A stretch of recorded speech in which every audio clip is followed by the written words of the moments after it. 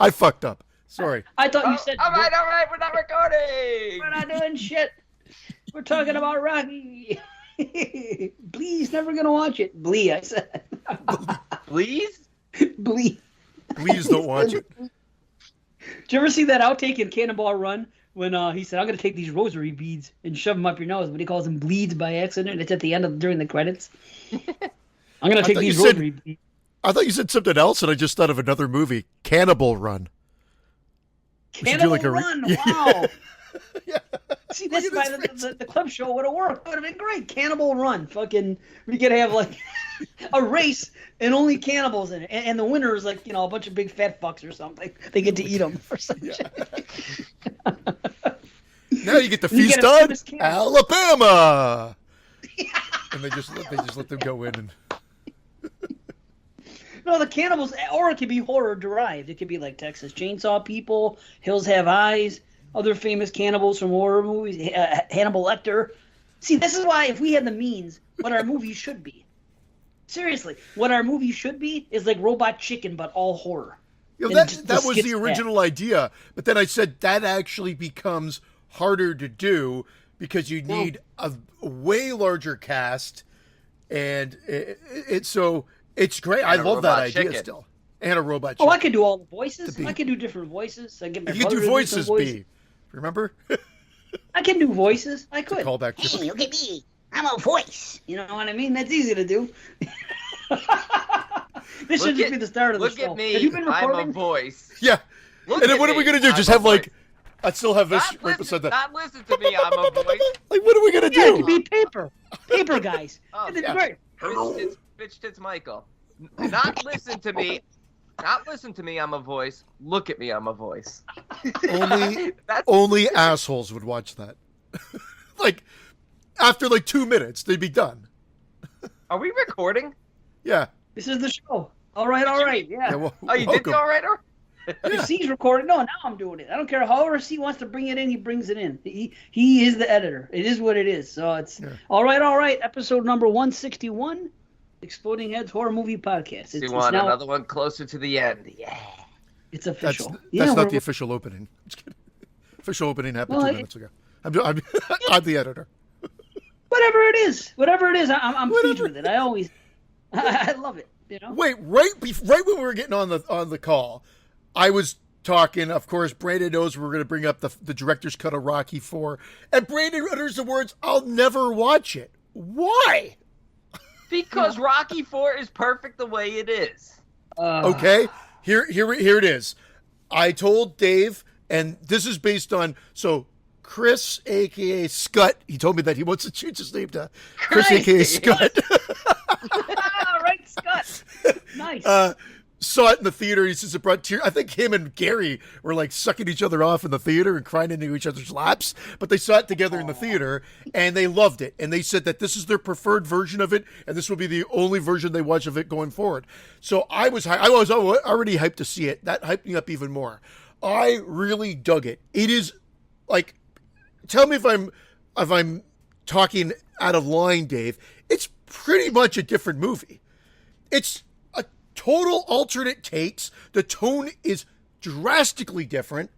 It has the elements of what was originally there. There's still a couple of the montages, No Easy Way Out, Hearts on Fire, but those are even re-edited as well. The whole movie has been redone. And so it is like the definitive director's cut, other than a few scenes being put back in, which is what we usually get. This is a totally different take and a totally different feel and vision of Rocky IV, and I guarantee it's Dave's preferred version of it. But Brandon, it shook me because this is what I've grown up for. It's like watching something you're so comfortable with that you've seen over and over again, and being told, "Nope, that's not it. Here's a new version." And so it's like it's all there, but you're like, this doesn't. I gotta process it still. Yes, he lives. He lives? He lives and then finds out he has another son and then jumps off a cliff. I was shocked that they got all that footage, but it's great. Good tie into Creed, but no. But Dave, okay, so it sounds like you're like saying, no, it's the same movie, but. No, I'm not saying that it's the same movie. It's definitely my preferred cut now. And obviously, Rocky, or Sly, he thought the same thing about the original. He says, I want to make this more what my vision was, more dramatic like the other ones, more in tune with the other ones, and less cheesy. They took out, you know what it reminds me of? A combination of two things.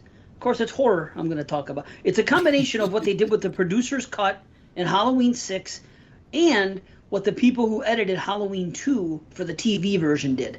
They made their own decision. They took some things out and they put some things in, and something like that where they tried to change like in Halloween 2. The guy You I'm okay sorry. there? Okay. Michael? I just got a text about my father. No, it's okay. Is he okay? In Halloween Bedbug free? he's got a fever. He passed out. Listen, he got the booster shot shit. yesterday and is all fucked up. This is from my brother. He passed out overnight and has a fever today. He seems fine now and refuses to get refuses to get checked out. Debbie even drove over and offered to take him and he will not go. He says he's fine and just has a fever. See this fucking shot. Yeah, speaking of the shot, my friend, not my friend, my sister-in-law's friend, 39 years old, able-bodied, no issues health-wise whatsoever. Got the COVID shot for the first time. Didn't want to. It was either her work or her boyfriend. Somebody pressured her into getting it. She got the shot. She now has permanent nerve damage and has to live with her mother and can't work anymore. It completely fucked her up. And the doctors told her it's a 100% a result of the COVID shot. And she can't do anything about it. You can't sue them. You can't do anything. So I have decided I have to get the shot going forward. I'm not going. And I guess there's a lot of cases of this. And my brother, because of this happening, started looking into more and more. And this happens a lot. And if you put it up on YouTube or Facebook, they take it down immediately. And like people are using code words when they talk about it. And if any doctor mentions the word virus or vaccine on Instagram, if they shut it down, they have to use code words and all this stuff. So apparently, 5G. there's another side to this. Well, I'm saying there's another side to it where the shot is making some people sick, and they want to squash it. They don't want anyone to know about it. Are they going to take our show down? Are they going to take our show? You know what? I didn't mean to get into it. I just I saw got that new Mobid vaccine. That's like That's serious. it. Pig Latin. We got to use Pig Latin from now on. That's what they're doing because of algorithms and stuff. They take things down automatically because there's an agenda where it's promoted. And again, I don't mean to get into it that way. And you guys know me. I'm not on either side of the Here political to debate you is Mike Merriman. Mike Merriman, welcome to the show. Yeah, you know what side he's going to go already. Doesn't even matter. That's the problem. But me, you know what I mean? All I know is that Mike, my brother, who just told me this Friday night, that Lynn, that her friend from work, freaking is 39 years old, got the shot, and it messed her up so bad, it's permanent nerve damage, and she has to live with her mother now. And she's going to have to go on disability or something. And nothing can be done. And there are other cases like this. So it's food for thought. I don't know. And you know, Yeah, I mean, I don't know her. I don't know anything, but the fact that she didn't get the shot for so long and did it, it's funny how my mind works. I'm like, I feel like, I mean, again, I don't know her. Maybe she has permanent nerve damage, but is that, do we know for sure? Does your brother know for sure? Is she just want to be on permanent disability? No, she doesn't. No, okay, she had to live with her mother. She doesn't want to. She's independent. She's a freaking employee. She's fine. She was fine. She got the shot and it messed her up, and now she's, like I said, sick from it. And now, like I said, he was digging, and there's a bunch of instances of this happening. Like, what's his name? DMX, something happened because of the shot. Again, I don't know all the stuff, but now X not gonna give it to you anymore. Oh. But this is what he told me. See, because I told you before, he has a link to Canada because his work comes from it's based out of Canada. He told me, now you can, I told him I was going to ask you. I didn't necessarily plan on doing it on the show, but since it just came up, he told me that 77% of the people in Canada are now vaxxed. Yet the numbers from a year ago and today, they're higher today than they were a year ago. So in other words, none of this vaccination has made a difference. Can you comment on that? That's not 100% correct. The numbers have started to go back up again. If you compare, we didn't even have a vaccine last year. Plus, if they actually drill down deeper, most of the actual cases now, again, without having all the facts right in front of me, based on what I've seen and whatever, most of them are in unvaccinated, or at least half of them, if not more than half, are unvaccinated. But what they're not commenting on, which is the information everybody needs, is the severity of the illness in the ones that are vaccinated. They're just saying yes, yay or nay. That's all they're saying. Done. Right. But that in that 33% not vaccinated or not eligible, that's where the COVID cases are. A lot of them happen to be in the under 12 category that they just okayed, but hasn't actually rolled out yet. So when you're taking everything into consideration, there's quite a bit of difference from last year to this year. A, having a vaccination. B, severity of illness, and then who has access to said vaccinations right now. So there's a little bit of merit there. There's a little bit of merit, but not exactly. It's just not exactly as straightforward as it's being presented. Because at one point, yeah, maybe the cases dropped down to 500, but then they went up to 1,000. We're not there. We were down to 200, 300 range. Now we're at 600 and jumps down to 400, goes back up to 600. But, they're keeping an eye on it, and they're starting to roll out these boosters now as well. But even if taking that out of the equation about saying that it's higher than it was last year, even if it wasn't, even if it's not, and that's not the statement, even if it's right around the same, it just goes to show you the same results. People, 77% of them are vaccinated, and yet there's no change than there was before the vaccination. What good is it? That's the thing that worries me. I think it's severity. It's severity. So you're not in a hospital. You're not dying from it. You might still get it. Just like I hope everybody realizes we're going to be living with this forever. Like the flu, like the common cold, like whatever. It's never going away. It's just, when do we get to live with it on a day-to-day basis, and eventually we'll be there. It sounds it's more about when do we get to our top 20s, Yeah. Top 20 unvaccinated people. The text just came in, and I'm not even going to... top 20 vaccinated and top 20 unvaccinated people. All I'm saying is, if they want us to get a booster every 6 months, something's up, and I'm not going to do this the rest of my life. I'm just not going to do it anymore because... Like I said, if I was an elderly person that had health issues, I would definitely do it because I'm more afraid of COVID at that age. Me being as I am, I never get sick. I don't have any underlying health issues. I think for me personally, there's not a need. Now, when I'm at the fish show, when I was there, I wore a mask. You know what I'm saying? I wore a mask, especially. Yeah, I'm not gonna a Macho Man mask. Oh, yeah. It's true, I did. Oh, yeah. So I did that. So now, anytime I was close to people, like you go to the bathroom, you go into the herd, you're walking in line, anything, I'm masked up. So I'm not saying I of course I believe in it and everything else, and I don't want to get it. But I think now I am personally more afraid of getting a freaking bad dose and what it's going to do to me than catching the COVID itself. I figure if I get the COVID, it's just going to be like a flu I'm going to knock out. Like a very highly contagious flu that's going to be strong for a couple of days. Of course, I'm not minimizing that.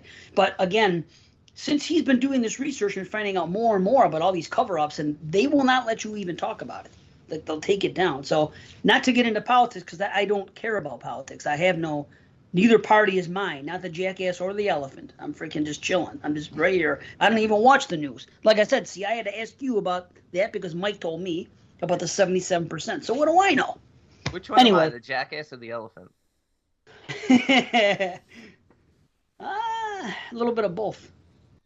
More of a jackass. More of a jackass. He's definitely a jackass. He's the skunk. He's a jackhole. The other thing is, you're only going to hear about, no one's going to post, hey, actually, let me rephrase. Like, they will post, hey, I got it, everything's okay. But you're not going to see that too often because they've got it and they live their life.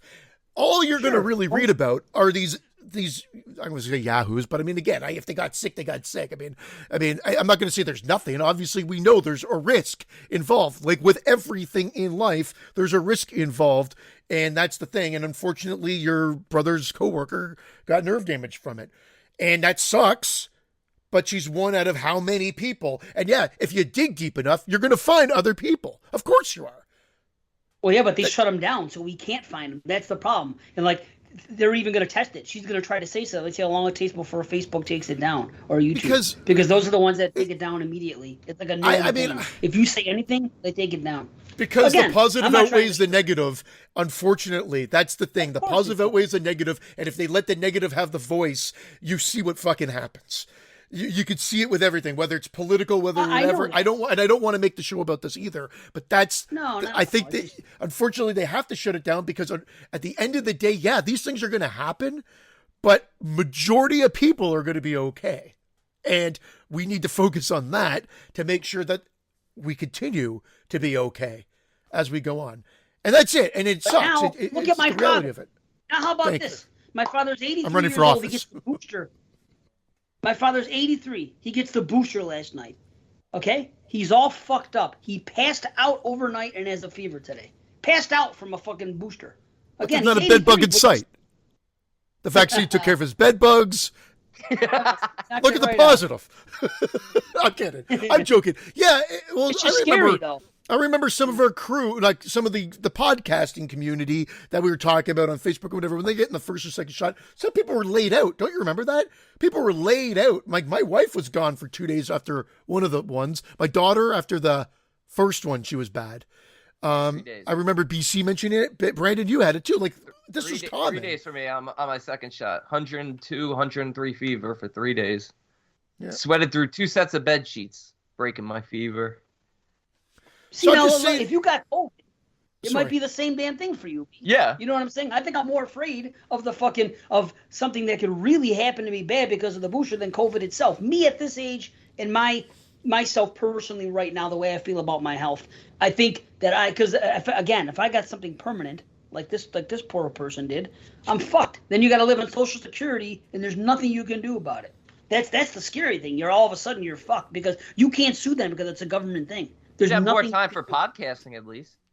And more- I'd be broke as a joke. I'd have to be Patreon only for every fucking thing I did. Yeah.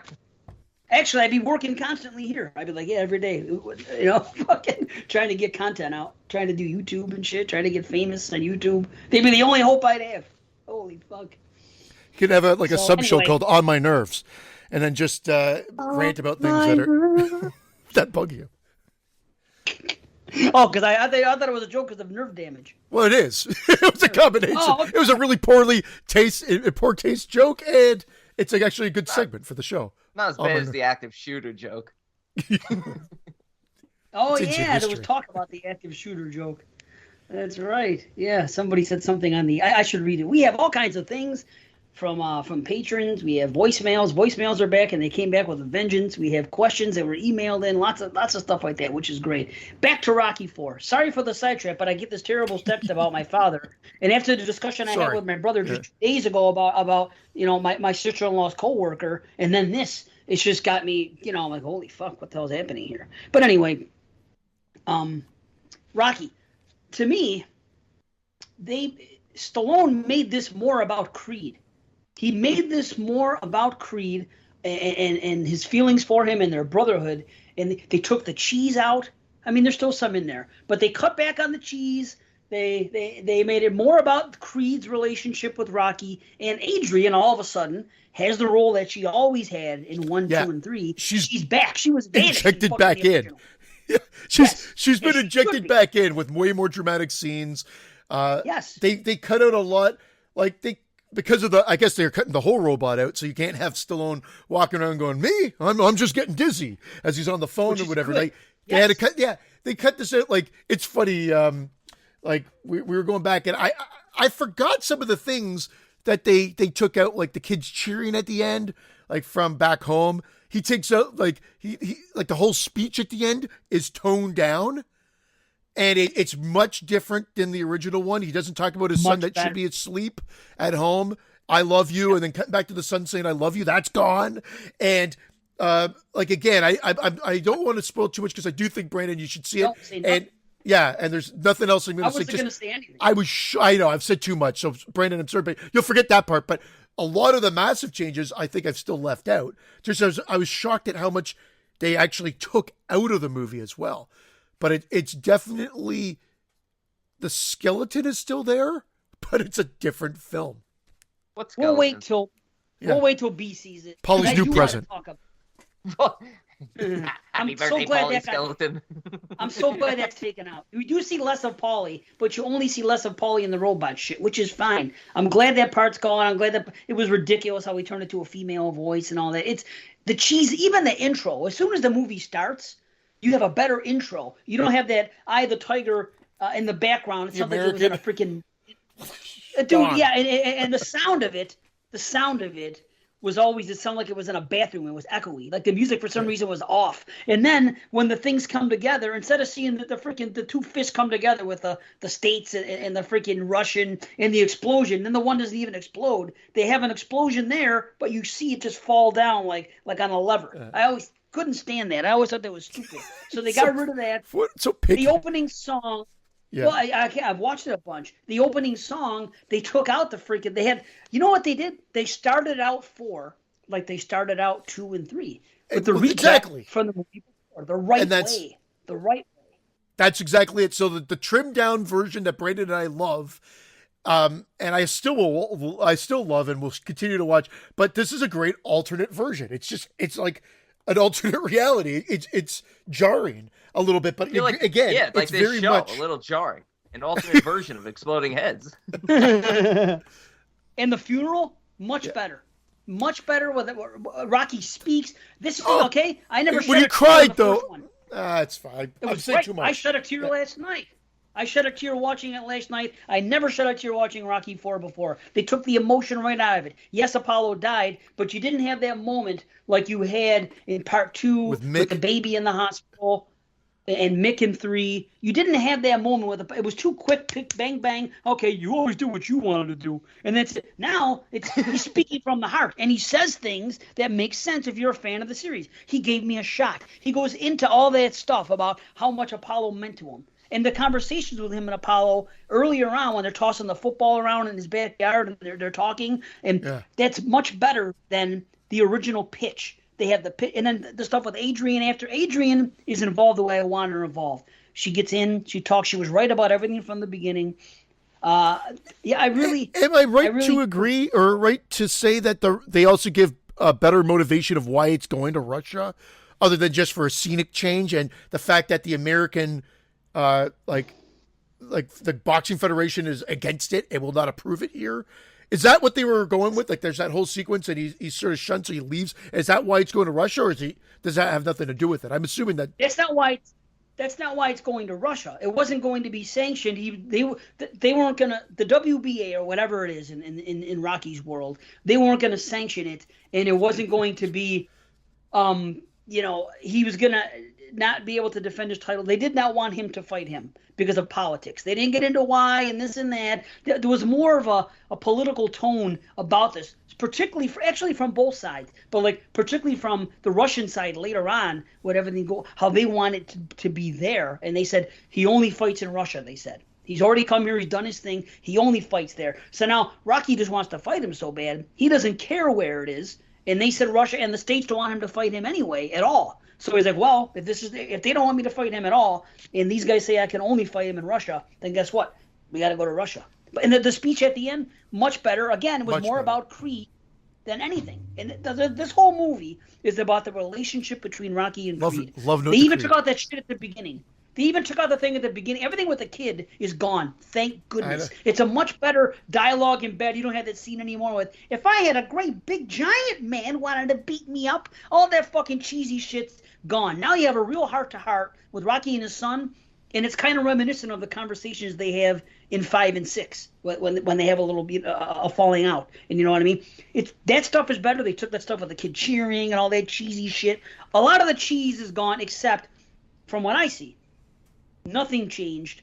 When the plane sets down in Russia and it gets in there, it's literally 15 straight minutes of montage. It comes in. Oh, here's something good though. Hold on. In the beginning, the song they don't play freaking, what do you call it? Not Burning Heart. What was the original song they played in Rocky 4 in the beginning? Was it Burning Heart in the beginning? I have the tiger at the beginning. No, not that part. No. After he wins. Okay, hold on. After he wins the fight, they play the music. In the new one, they play that song that was included on the soundtrack, because I had the cassette when I was a kid, but never featured in the movie. Now it's featured in the movie. But I think it was Hearts on Fire, but I can't remember. Either way, Hearts on Fire was in the movie. I know. What I'm saying is originally it was, but I think they took it out and only used it later during the training montage. Hold on. Let me see if I can. It might be burning. I know what you're saying, but anyway, you do need to see it. You do need to see it for sure, though. Yes. You have to check it out. But the training montage hasn't changed. When they land in Russia, literally this is still my problem with the movie. They land in Russia. It's 15 straight minutes of this. They get in. He goes. I think there was some added dialogue, which was good, about the sparring partner, and there was a joke about the earmuffs, which I think was new. I could be wrong. And so that was cool. But they land in there. They find out the stuff. He goes and he talks to Duke, which is a great conversation the first night about, Apollo was a son to me and everything else. Then you get the training montage, the first one, all right? Burning Heart, I think, or Hearts of Fire, whichever one it was. They get that. Then Rocky comes back. He sees Adrian on the porch. They talk for freaking 2 minutes.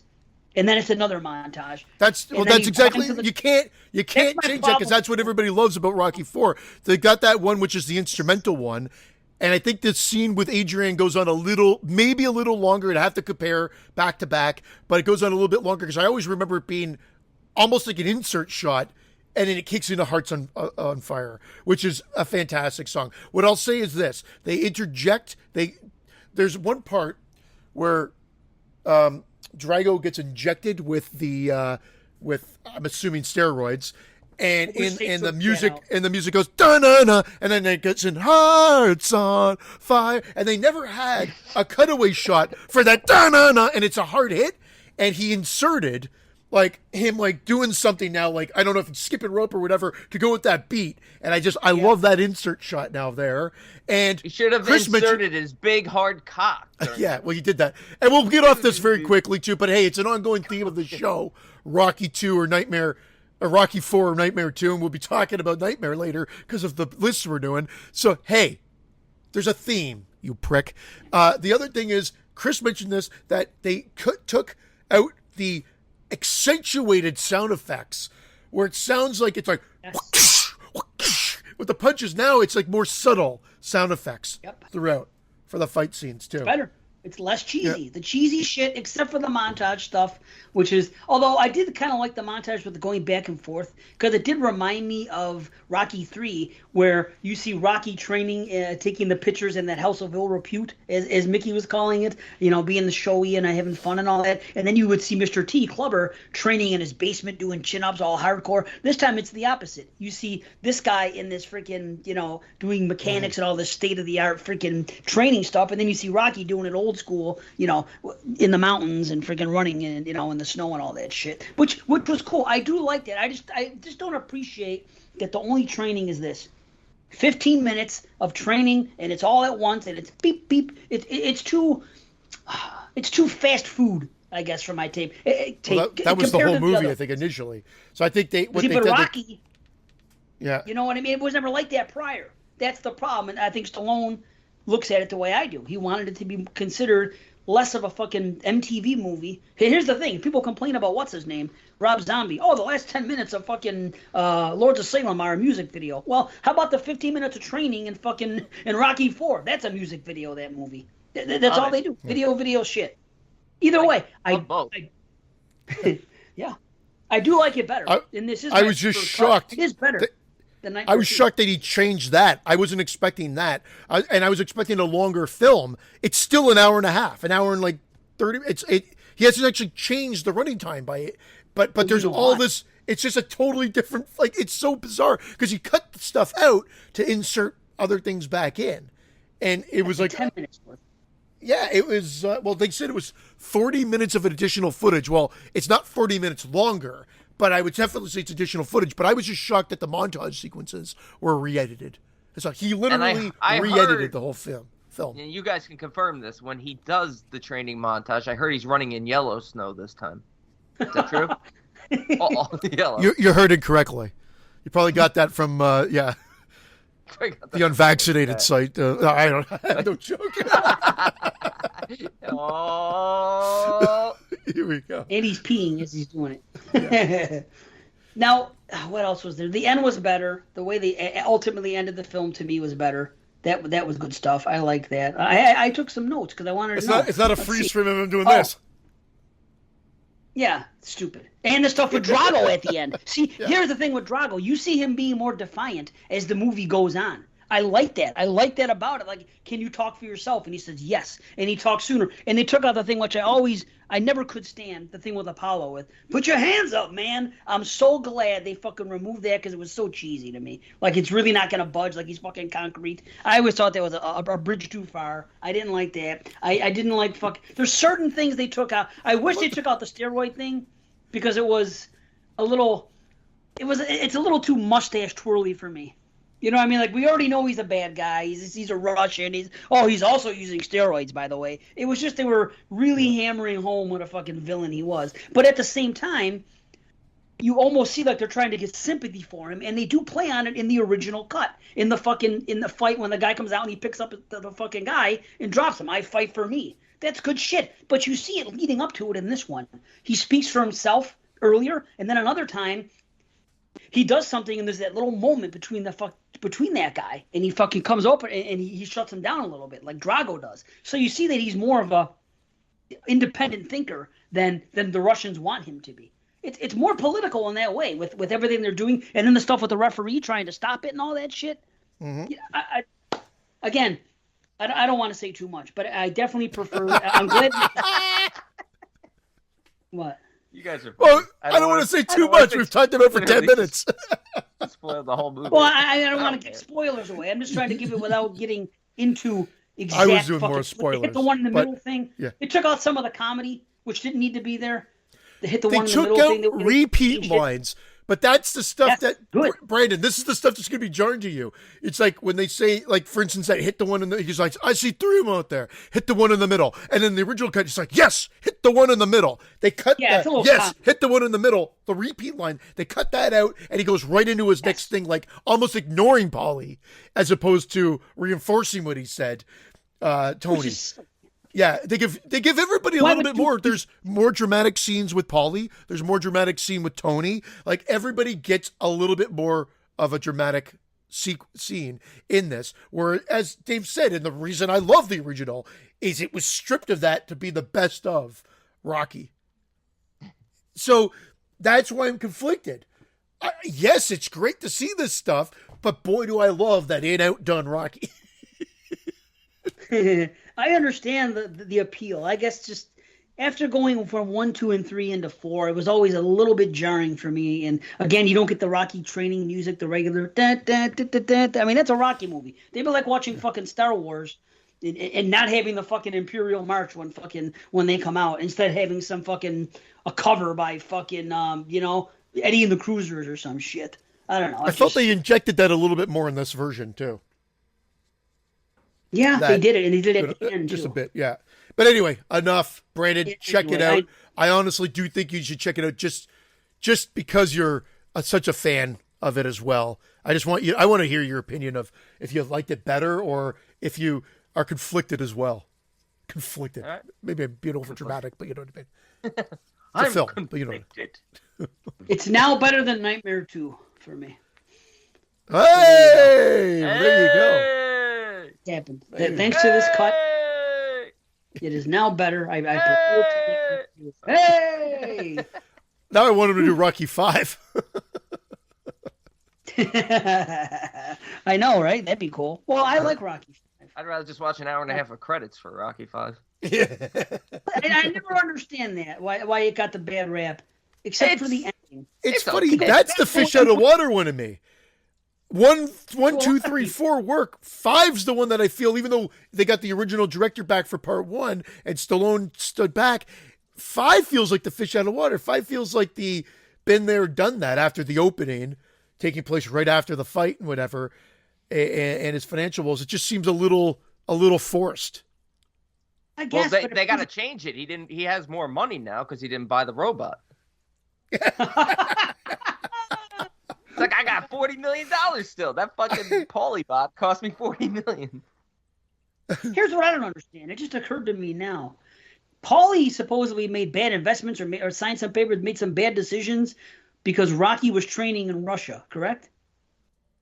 Wasn't that the reason they gave? Like, Paulie got some type of conservatorship or some type of whatever something he was the reason they lost money. Do you remember that, right? In part 5? Yeah. It was just bad investments. Okay. Overall, I think. Yeah, but hold on. Paulie was in Russia right with Rocky. Why would he be staying back doing things? Just occurred to me now. I gotta watch it again and see what the reason is exactly. Maybe they said after Russia. Why after Russia?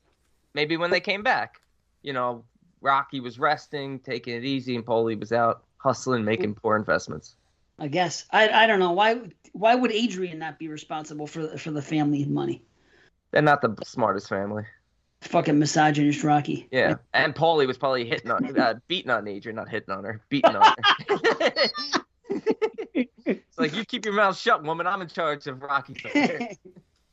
I'm just glad that Adrian has more screen time, and what she has is important screen time, and there's more heart-to-hearts, and it's more for me about the Rocky stuff. I wish they could take out some of the montage stuff or restructure, but there's only so much you could do. Sly's heart was in the right place. It was where mine is with the thing. So Strip out all the fun, and it'll be a fucking fantastic movie. The fun is still there, B. The fun is it's still not there, cheap. but it's just different. It's just different. But it's weird that they had Adrian just like all of her screen time now. It's just following Rocky around the house going, "You can't win. You can't win." And she's like, "I got it, Adrian. Like, leave me a be." It's 15 minutes of that instead of Hearts on Fire. Doesn't he say, "Get the fuck away from me, you wrench"? Yeah. and he punches her Apollo Creed style. Yeah. I don't know why they injected that back in. You'd figure that with the timing of everything, the Me Too movement, all this, it's probably not the best cut. But I guess you wanted to show a sign of the times. Back in the day where you can, punch your wife in the face. I can't. The good old days when you could beat on a woman and there were no repercussions. I can't. What is going on with my horrible taste of comedy lately? I don't know. She already lately, yes. She already got beat on in fucking The Godfather. She fucking, "You guinea bitch," and you come on, you spoiled guinea brat. The Godfather. That's fucking great, man. Carlo. Anyway, what a movie. What an opening. Greatest. Rocky IV talk. It's 36 minutes into the show. Holy shit. COVID vaccines and Rocky IV. Oh, that's what Drago was getting in the new cut. It's a COVID vaccine he's getting, not steroids. Yeah, it's that's a why he booster. lost. He got nerve damage. Yeah, he had nerve He damage. lost twice. Everything, it all ties in. Oh my god. You got nerfed. Too soon? Where'd you guys watch the cut? On C-Plex. Well, Oh, Yeah. Thank you, see? I would go to the theater to watch it in a millisecond. It's not played here until December 8th. I didn't even know it was coming to theater. I can't even buy it. Yeah, Chris, a.k.a. Scott, bought it. He went to see it in the theater and bought it on Amazon or whatever. We don't even have the option to buy it on Amazon right now. I don't know what they're doing. I guess they're waiting until it plays in the theater here and then releasing it to us to buy. But I'll buy it. I love Rocky. I mean, there's no question. It's being purchased. I had to see it. I had to watch it. It's being purchased. Yeah. Man, oh man, I was gonna go honestly because I talked to Chris about it, and it isn't that I didn't want to go. I had no one to go with. Even my brother, who's as big a Rocky fan as I am, just wasn't interested in going to see a Rocky movie at the theater that he saw 30 years ago. Whatever. He's kind of like me. There's only so much that's gonna get me. An asshole. Like, no, I'll go see like a Friday the 13th in the theater or a Shining or Halloween, but I'm not going to go see like, I don't know, Night of the Demons or something in a theater or just any old horror movie, even if I like it, because I don't really necessarily need the theater experience for something that's not like a top tier, like Texas Chainsaw. That'd be great to go see at the drive-in or in a theater. Yes, because of how I feel about it. But I mean, other movies that I really like, I just like. That was a big thing in the middle of COVID when there were no movies coming out. You would see a lot of that, especially at drive-ins. You would see, oh, we're gonna play, a couple of horror movies, and everybody was going, and by all means, go. It's just not my cup of tea to go spend money to watch something that way when I can watch it at home in much better, definition and everything. That's just my opinion. I understand the yearning to go to the movies and grab a bag of popcorn and do it. That's fun. I don't know. It's got to be a special one for me to want to go. Otherwise, it's not special anymore. That's how I am. I'm very, I save the special stuff. Otherwise, it's not special. That's you can't have pizza and steak every day. If you have it fucking once a month, it's special. You know what I'm saying? If you do it like podcasting. If I was podcasting 7 days a week, now it's just ho hum. I do it once a week and I have a blast and I look forward to it all week long. That's how it is for me. I do it once a week and it feels ho hum. Now you know how our listeners feel. Waka, waka, waka.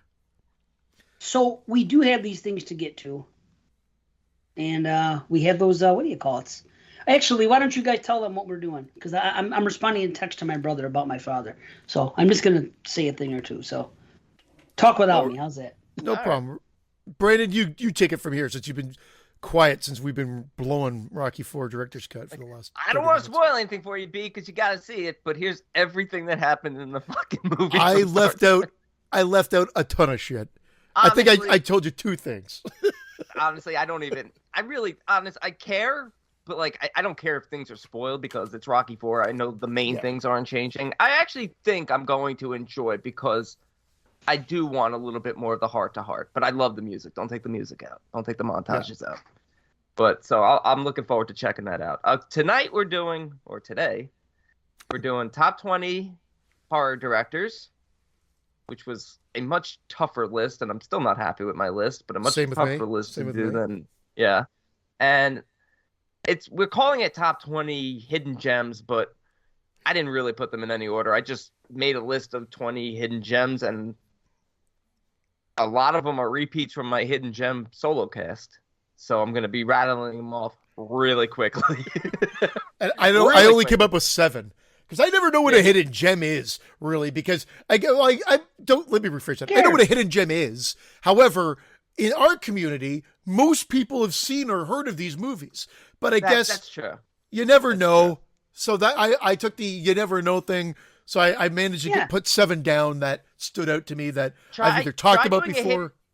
Try doing a hidden gem show for Jason Smith. A movie drops on Netflix at midnight at 12:01. He's like, "Why is nobody talking about how great this is?" Like, Jason, it came out in 60 fucking seconds. You watch the opening credits, Jason. No. I love them too. I just listened to your show, by the way, the other day. Christian and Jason, the original, the Friday the 13th Hottest Babes thing. I listened to that. I was way overdue, and I listened as I was working. I just don't have the time to sit and watch YouTube videos. It's always my problem. I said, you know what? I put it off long enough. Let me listen, because I do like listening to Jason do his stuff, and I miss hearing him podcast. And of course, Christian's on there, so I'm gonna. Oh God! So I love it. Pricks together. It was a great show. It was fun. I want to do one with him. I want to do one with him. I want him to come on this show.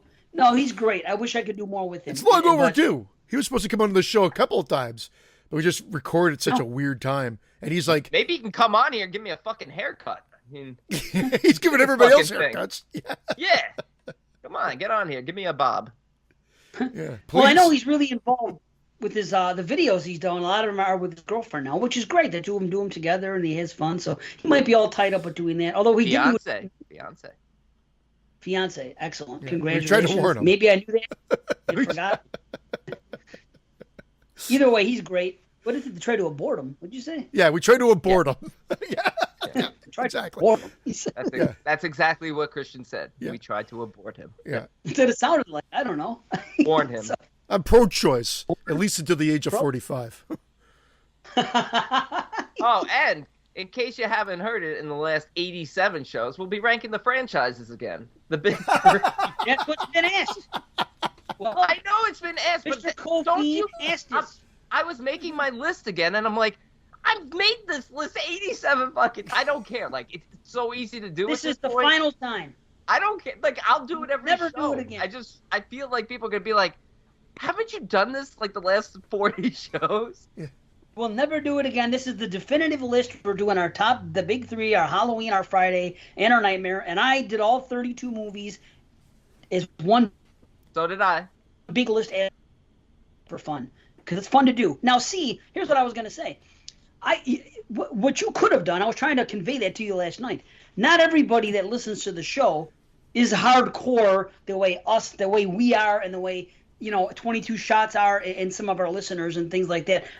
Half of the people that I think listen to this show, I'm not going to say that they're average horror fans. They're more than average horror fans, but a movie that you may think everybody has seen, they may not know it's good. Like a movie, for example, Unfriended Dark Web.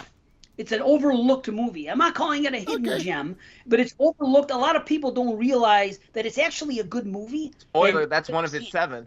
It's definitely one of his. That's what I did. That's what I would have done if I couldn't come up with 20 regular hidden gems. I would have just looked. Uh-oh.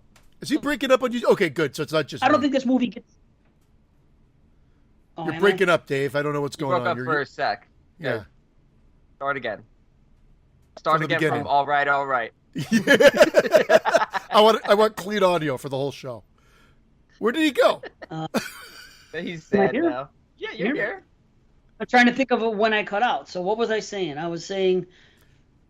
I think we actually got the gist of it. All joking aside, it was just that you had cut out, so we didn't know if it was going to be a longer pause. You were starting to give your thoughts on Rocky IV. Yeah.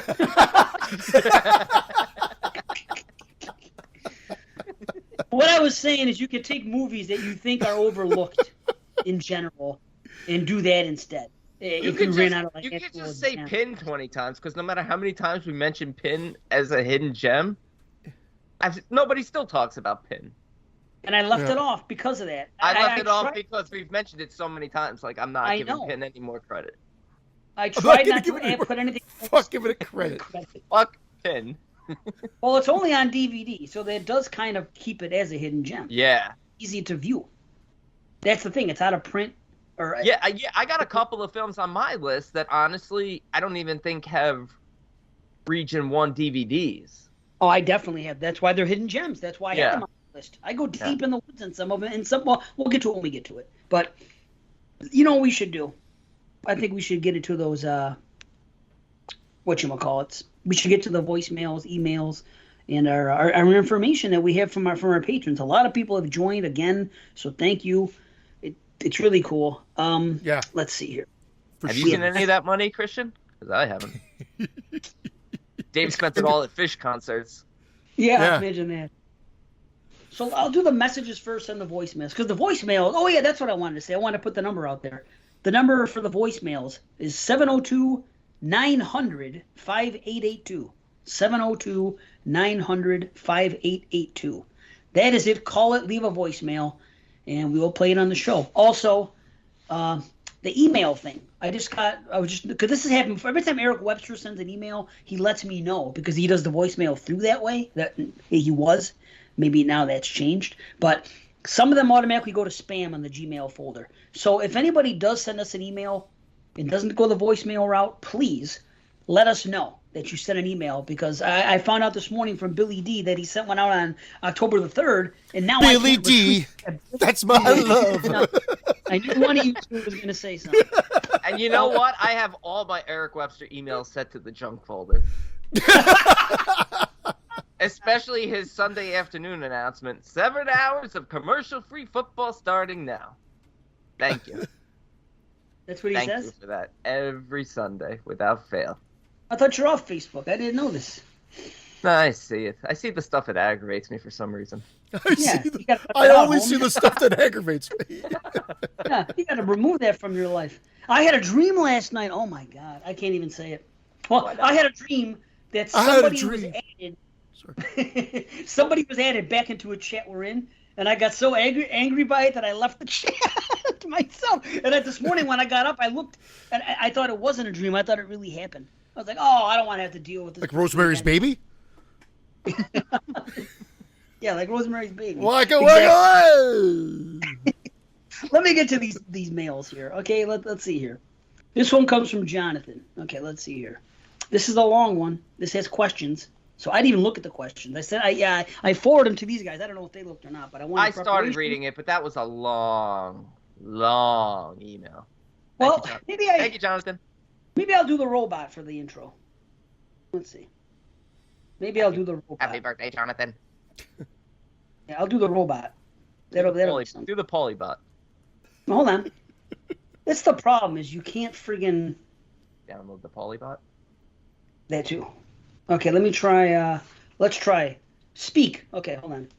IU3. I really appreciate what you all do. I'd first been put onto you all thanks to one of my favorite YouTubers, Sinister Cinema Reviews. Yay. Someone who I'd been following since he practically started. Jason again. Glad Dave froze. Also, when he plugged your channel, I knew it was a big deal. It was a few years ago. I'd honestly be one of those missing out on the quality of entertainment you put on. YouTube and Spotify were the last bits of social media I had wanted to consume as a teenager, so I was late to your party. It had something to learn you became a Patreon exclusive podcast because I wasn't even the type to give a dime just to have a content creator read my super chat aloud. Thankfully, I scrapped up money thanks to online surveys. Last year was the first time I'd actually checked you all out though. Thus started the binging. It just so happened to be at a very life-threatening but also very life-altering time in my life. COVID obviously quietly came through into the United States. My very independent, strong-willed single-parent 78-year-old mother and I maneuvered through it very carefully as possible until we couldn't. She passed away as a retired nurse of 30-plus years due to the virus, amongst the other complications she dealt with over the years. While I was asymptomatic, this has since led to me being an orphan, homeless, dealing with many mental health struggles, no closure, and trying to get back into school in my early 20s. Thankfully, I've had some of my favorite content creators such as yourself to bring me a little joy, just enough to keep chugging along like the little engine that could. I don't really like to talk about myself online, but I said what the hell this time and thought to be vulnerable. Please continue being you for 2+ hours. Oh, and here are my questions. Okay. Wow. So, were we supposed to play all of that? I feel like that was personal, but it's great. I love it, and and thank you for it. But yeah, do I need to edit that out? I'm not too sure. Maybe you should ask him if he's okay with us playing it on the air. I thought about that, but he does mention that. Hold on. This is the reason I left it and didn't think about it, because it said about. Hold on. About being. Hold on. I don't really like to talk about myself online, but I said what the hell this time and thought to be vulnerable. So okay. I assume online means not a message just that only 3 of us are going to read. Just let us know if it's not okay. This was all Dave's idea. Yeah. Well, yeah, and if so, I am sorry. But I mean, first and foremost, that aside, I mean, very sorry for your loss. Yeah. And you know, obviously, I mean, in that COVID, it's just fucking, it's a horrible thing. I'm sorry you had to go through that. We all are, and you know, that's rough. But I mean, it's nice to hear that we helped them along. Like, I just got an email not too long ago. Who sent this message? Man, I forgot. And I don't want to say. I'm gonna wait till next time to say, because I don't want to say something and then not remember who sent it, because then it feels disingenuous. And I'm not being disingenuous. I just forget. So I'll wait till another show. But I just heard a story recently about someone going through a tough time with COVID, and we were able to get them through.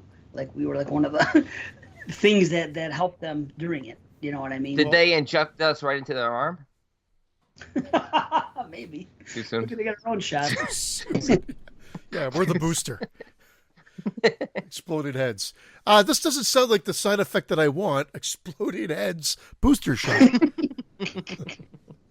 So the rest I'm going to read. That is, yeah. But I got to say that too. Like, that is a lot. That's a lot of information. That's why I'm not sure if you wanted it all to be shared, but we appreciate that you did share it. And that is a really tough year.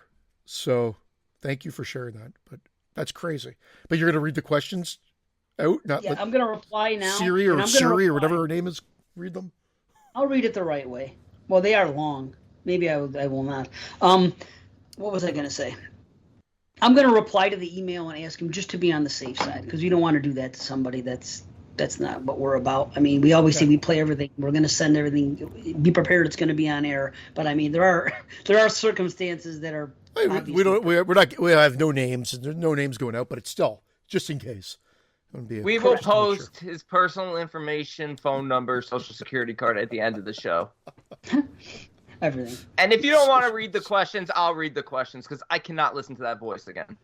Oh, then I'll read them. I mean, that's fine. Okay, because I have no problem reading That's the voice he's talking about. Yours, Dave. Yeah, right. Why don't you read them, B? Go ahead. I'll save my voice for once. Go ahead. We'll take turns. Christian's cracking himself up. That's actually a really good joke. I'm actually talking about your voice, Dave. Oh. I was too worried about our friend here. All right, here's the first question, and it's about Scream. What are your opinions on the original Scream's third killer, Big, theory being Dewey? I personally am fond of the evidence many started building over the years, but what made me suspect him is if we consider how he handles grief. Virtually not at all on screen, unless we count Roman pretending to be him when with Stone. What is up with that? Is that the end of that question? That's a pause on that sentence. I'm trying to think. Who's Stone? No, when he's talking to the in part 3, where he's like, Roman was the brother who got killed, who was the bad guy, right? Yeah, but remember he was posing and he was pretending to be Dewey talking to that bodyguard guy, and the guy was like, "Oh, okay." You remember? It's been too long. It's been too long. Okay. Another would be last year. Yeah, that's been a year. Come on, give me a week and I forget everything. Another would be him always being attacked a certain way, almost strategically to avoid death. But more than anything, if we just consider the scenes with Ghostface in the bushes or his reflection in the ice cream aisle of the store, depending on what version you watch, you'll see an extended perspective, presumably from Ghostface, while they sat on the porch railing talking. Not so randomly placed before we find out Stu and Billy are also presumably in the video store at the same time while it's still broad daylight. Yeah. Okay. I brought that up as a problem. Then someone pointed out on the Red Show, I think it was on the YouTube channel as a comment, you guys are forgetting about Ronan in the sense, I mean, I understand this was part 1 and they hadn't even thought that far ahead yet. And to be honest, it just seems like an error in part 1. But then from a retcon standpoint, Ronan is introduced and could have been around to help direct or orchestrate that. So that's an interesting theory. I never knew that there's a theory that Dewey was the killer. I always found it weird that he's always injured seriously, but it always does look like he's being stabbed or shot right above the deadly area, like an inch above, stands an inch below, But you can't play with that theory now. Like if Scream 5 comes out and they have Dewey being the killer, that would just piss me off. Really? That would piss you off? I'd love it. All this evidence? I would love it. It would piss. 25 years later would piss me off if he's a secret killer 25 years later. Oh, if they do like the Saw, if they do the Saw retro and show it, that would be phenoms. Yes, I said phenoms. So hold on now. No. You did. I don't know what you said, but no to it. What if when Jigsaw came out? No. What if Saw 7? What if Saw 7 fucking Dr. Gordon never came back as the killer, and then in Jigsaw 25 years later they revealed that he was behind it the whole time? Would that appease you, or would you be opposed to it because it was too long? Because you seem to take that, cock and balls, loving the fact that it was Dr. Gordon. It's fine. It's fine in Saw because it was a thought-out concept from beginning to end. Without a doubt, I do not believe that this was written film to film. I think some things had to be pigeonholed in there, but I think from a concept, it was written start to finish. If Dewey becomes the killer now, it'll feel forced, whereas it wasn't the original intent. I think they need to. Yeah, I think they need to do something. Otherwise, they need to kill. They need to kill off Sidney or Dewey or Gale at the beginning of Scream 5. They need to kill one of them for off. Sure. Sidney being killed off would actually be a fantastic. That would actually be Sidney's my choice to be killed off. That's who I would kill off. I'm not saying she's not a great final girl. She is, but that's the kill that would be like, holy fuck, they actually did it. That would be the wow moment for me. and then take it into a new generation of Scream. I can't, like, it's literally 25, 26 years ago. I can't get on board with it. I can just picture the shot too. She'd be like, after the big chase and everything like that, you think she's getting away. She comes up and then she's like, she sees like a cop or something like that. She's about to scream, and the knife comes right up and it goes right through her throat, her mouth, up into her head, and cutting off her scream. At the beginning of Maniac. Yeah, but she doesn't even get to scream. So you think she's going to scream for the title, and it gets cut off, and then the title card comes off. And then the title is No Scream 5. No Scream 5, yeah. That's exactly Could you imagine that? I would love it. That would be amazing. That should be the start. It would be like the Drew Barrymore moment. You get your 15, 20 minutes, so she's in the movie, but she gets killed off. It's our Steven Seagal executive decision moment, where you're like, I'm going to see executive decision. Steven Seagal's in it. You know what? That whole 10-minute speech he gave, I'm not going to make it. It's just not enough time. If you weren't giving that speech, you could have made it. I'm like, is his twin brother going to be in the movie? Is that all his role is? I was shocked when I saw that. By far one of the most shocking kills in a movie, period. That's why I got to bring it up. It literally... Gonna make your list. Most shocking kills. An executive decision. There you go. Oh, I don't think I finished reading that question. And sorry for the poor. No, I was me because you paused it and I just jumped in. No, I kept pausing because I didn't want to read the whole thing and then us be like, wait, what was the first thing? What was this? Okay, and he says at the end, I guess that scene is more debatable than the store scene though, since he had ice cream and was rushing back to the sheriff in broad daylight. Too bad Scary Movie went through with the idea instead. Huh. Well, as far as Sidney being killed in Scream 5, all I can say is dream a little dream with me. It's never going to happen. It's not going to happen. It's not going to happen, but that would be the shot. I agree. We would love it. It would be great. And as far as her being a great final girl, the problem with her being a great final girl is she's never a final girl. Scream has the problem that Friday the 13th has on episode 4 and up. Now my father's calling. Hold on a minute. Let's see here. Make sure he's okay. Yeah, I will. Hello? Hey, what's going on, son? Nothing. Are you okay? Well, you heard what happened? Yeah, Mike texted me. Yes. I was doing the podcast, so I couldn't call back. But what's happening? You okay? I'm fine, but here's what I got the shot yesterday. The booster. Booster shot? Yeah. So that was all right, I came home and went out to eat. I did this, I did that. I come out later on the couch. So about, 10, 11 o'clock, I got up. I wanted to go to the bathroom. I just collapsed on the floor. Oh, my I couldn't move. Oh. I couldn't move. I laid there for about 3-4 hours. What? Awake? Oh, shit. I just collapsed. I had no strength at all in my body. You passed out or you were awake for 4 hours doing this? Well, what happened, I couldn't get up. I had no strength at all in my body. I fell between the couch and the TV. I couldn't get up, so I just closed. Uh-oh. Did he kick out on you too? Or is it me? Yeah. That's me. No, listen to me. I'm fine. I woke up at 6 o'clock. I got up. There was nothing wrong with me. Yeah, but you can't pass out for that amount of time and not go to the hospital. You could drop dead. I didn't pass out. I couldn't get up, so I just That's even worse. I went to sleep. That's even worse. If you physically can't get up because you collapsed, that's a serious sign of something very bad. You got to go to the hospital. I'm telling you. Please go to the hospital. Seriously. All right. I'll take you myself. No, I'm fine. I talked to I'm going to call my doctor. They're going to tell me to go to the emergency room. You know what's going to happen? They're going to admit me. There's nothing wrong with me. I understand. Yeah, but you still fell down. And you don't know that, right? You don't know that there's nothing wrong. You're not a doctor. But listen to me. You were put in a situation where you physically could not stand up. It's probably never happened in your life. That's a scary thing. And keep in mind I'm blaming the shot. I'm blaming the shot too. But that's what I'm saying. It's unprecedented for you and your body. You have to go do something about it. You can blame the shot, but we don't know if there's anything else. I'm sitting here. If I don't feel good, I'll call 911 and go right to the hospital. But I'm feeling fine. I ate.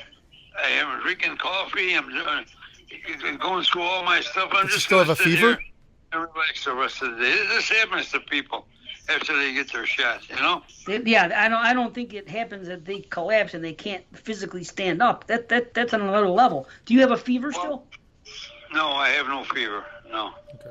I'm fine. His body can feel everything? I don't know a doctor, but just asking questions. I'm fine. If I have any other symptoms, I'll go right to the hospital. I'll call 911. But I'm just going to sit there. If I go to the hospital, they're going to admit me. You know? Well, then that means it's serious. Any bed bugs? Then that means it's serious if they're going to admit you. Well, they admit anybody who goes there like that. No, they don't. If they We're not talking about the mental hospital there, Mr. Zandano. Well, you know, like I say, I'm feeling fine. I have no fever, no headache. I'm sitting here like I normally do. You know? I'm not going to argue about it. I'm not going to argue about it. I just wish you would go. I'm just going to leave it at that, and I hope nothing bad comes out of it because... All right. If I have any more symptoms, I'll call 911 in a heartbeat. Yeah, but I mean, that's like a guy that's like a guy has a heart attack, a mini heart attack, and says, well, it's just a mini, and then I'll wait to see. Then later on they have a massive, and they drop dead because they didn't check in after the mini. It wasn't a heart attack. It was a reaction from the shots. I know that. It's just an example I'm giving you. It's a health issue. It's scary. You don't know. Well, all right. I'm fine. I'll call you during the day. Let you know how I'm doing. Yeah, all right? I'll call you later for sure. Okay. All right. I'm not going nowhere. All right. All right. Love you, Dad. I love you too. Bye bye. Okay. Bye. Does he have a walk-in clinic that he can go to or something? It sounds like it's obviously a direct reaction to the shot, but who knows, right? Who knows if there's more to it or if that reaction could potentially get worse. Like that's the downfall of. He should have his vitals checked. He should just. I agree. Yes, he should, because evidently it either caused fever to spike very high, his blood pressure. You don't know. What he didn't tell us, he also downed a bottle and a half of Jack Daniels. That part was left out of the conversation. I don't know, son. Maybe. I just got up and collapsed. Bottle of hooch right beside me. Couldn't even reach for it. I'm cracking jokes only because it's. But if it's serious, I'll fucking feel dreadful. So you should. Please. You should. Well, no. Why should you feel it's the show. He's the guy that's being stubborn. He's the guy being stubborn and not going to the hospital. What can you do? This is how he is. You can only. Mike and I had to force him when he got COVID to go get tested for COVID. He was just going to play it off and not do anything. Because you got to go. Finally, he fucking went, and then he had COVID. So I mean, he doesn't listen. He's too. Here's the thing about the elderly. The difference between the elderly, your parents, when you get to be middle aged, the difference between your children and your parents is basically nothing. They don't listen to you. They think you don't know shit, and there you are in the middle. And you probably have the most knowledge at that time. But you get treated it.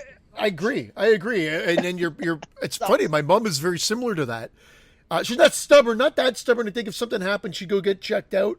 But she would pull what your dad says. I'm going to monitor it. Like, monitor it with what? Like, there's nobody with you. Right. Like, I mean, this is what, like. You don't know, Dave. Your dad might be hooked up to an IV. He got his own drip going. Yeah. I'm monitoring it. Clear. He's like doing it to himself. But he's fucked. I got to call off the call. Who knows? Later. Who knows? Maybe again. Not a doctor. This is no. I'm just saying. He had COVID. Maybe when you have COVID and you've had your 2 shots and you've had COVID, maybe with the booster, maybe it's because you get the natural antibodies from having the disease. I don't know. I'm not a doctor, but it's just weird that, like, again, everybody's different, which is why, because I know people that have had the booster as well, not in this area, but through work, and they were fine. But they had it because they had like immunity things or if you ever see Christian naked, you'll realize that's the ultimate antibody. Why can't like a side effect be like an elongated cock or something like that? Why does it always have to be like horrible? Like, this might make your cock bigger. Give me 2, doc. Right. just inject it right into each ball. Nice. Clear. My wife That's how got my the mind booster works. too. She couldn't wait. Irene got the booster. She couldn't wait to get the fucker. She's vaccine crazy, and as a result, I have to be too because she's afraid that I'm going to be a carrier. Because I never get sick, but I carry things, and then they get sick from me, and I'm usually just like minor. When I get sniffles or a fucking scratchy throat, they get fucking bedridden at the same time. I know one thing you don't carry: this show. Speaking of carrying the show, let's get back to the topic at hand. Scream.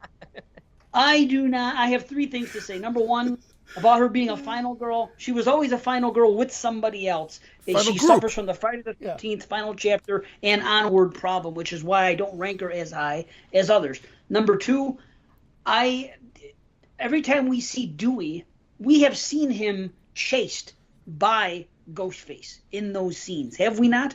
Wasn't there a thing on the radio station? He was being chased. Was that him? Yeah. Okay. Well, you also see him getting stabbed up against the window in part 2. Yeah. Okay. So there you go. So if he's one of them, why would they be also attacking him? Unless he's a silent partner and he's doing things operating on his own accord. The old Stu method.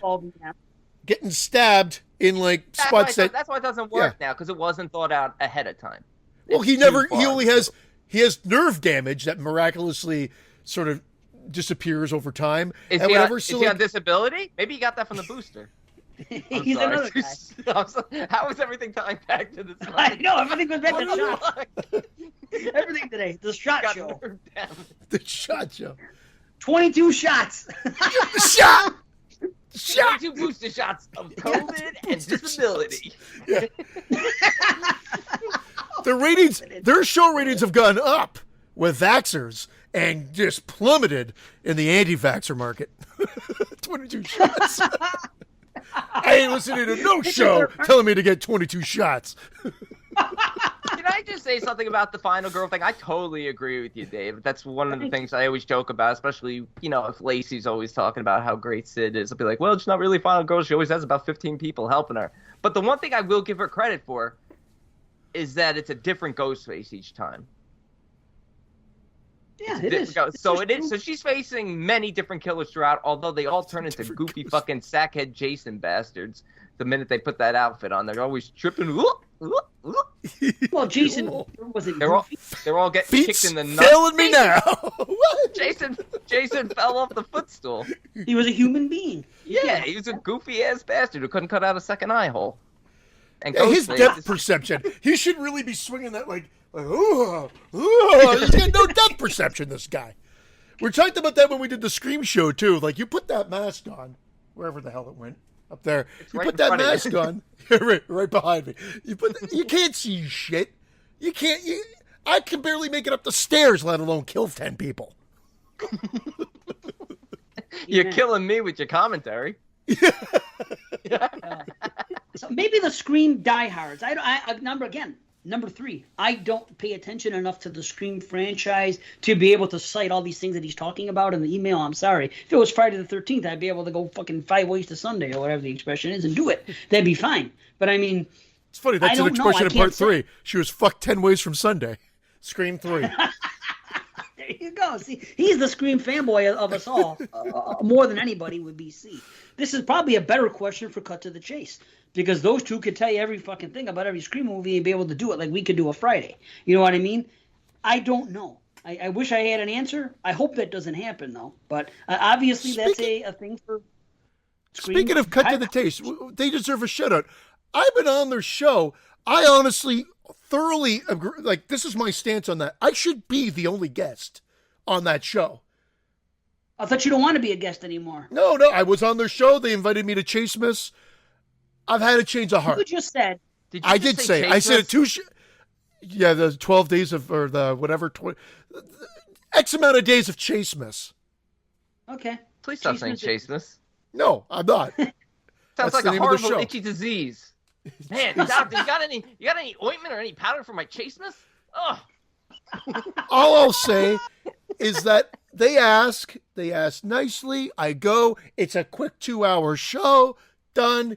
Easy. Right. I'm not on there for 6-7 hours. I want to do the 22 shot show, but I'm scared that it's going to be 6 or 7 hours, and I can't. So he's I'm done scared that this one show's gonna be time. 6 or 7 hours. 'Cause you never shut the fuck up. I think it is too. We're only on question 2 of our first email. Yeah. But, I mean, and on top of it, Well, we better get going Six then. hours to do. it's My only nose is happened running. one Excuse time. me. And you're running. It's only happened one time. When he listens back, he can hear this. That 22 shot show is usually like a 4-hour show when we've done it. Correct or no? Yeah, no, it That was a normally is. one-time thing. This is what he doesn't seem to understand. He reminds me of my father. I can say what I want, but in his mind, just because one time it went to 7 hours, it's always going to be a 7-hour extravaganza. I blame Dave Parker for that. Yeah, That guys, dude- listen. Same situation. It was moods coming back. Everybody. No, Dave Parker Dave can chat. Parker likes to chat too, and I love that. You put me on that show, I can't stop talking. It's going to be I 10 can't. hours. It won't. Listen to me. It's 1994.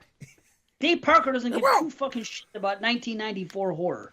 It's not like the 70s, 1970, where he has knowledge of it, and that's his bread and butter. Just like with moods. They love 70s horror. This is 90s horror, and I know Dave is listening. And I know that he's saying, yeah, I'm not going to talk about every fucking thing on that show. Again, it was the I first will. time those guys came back together. You don't understand. If the three of us didn't record for fucking 4 months and our first show back together was a big show, we would probably talk each other's ears off too.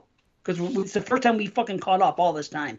And it sounded like Moods had Moods had very small amounts of Cocaine. communication.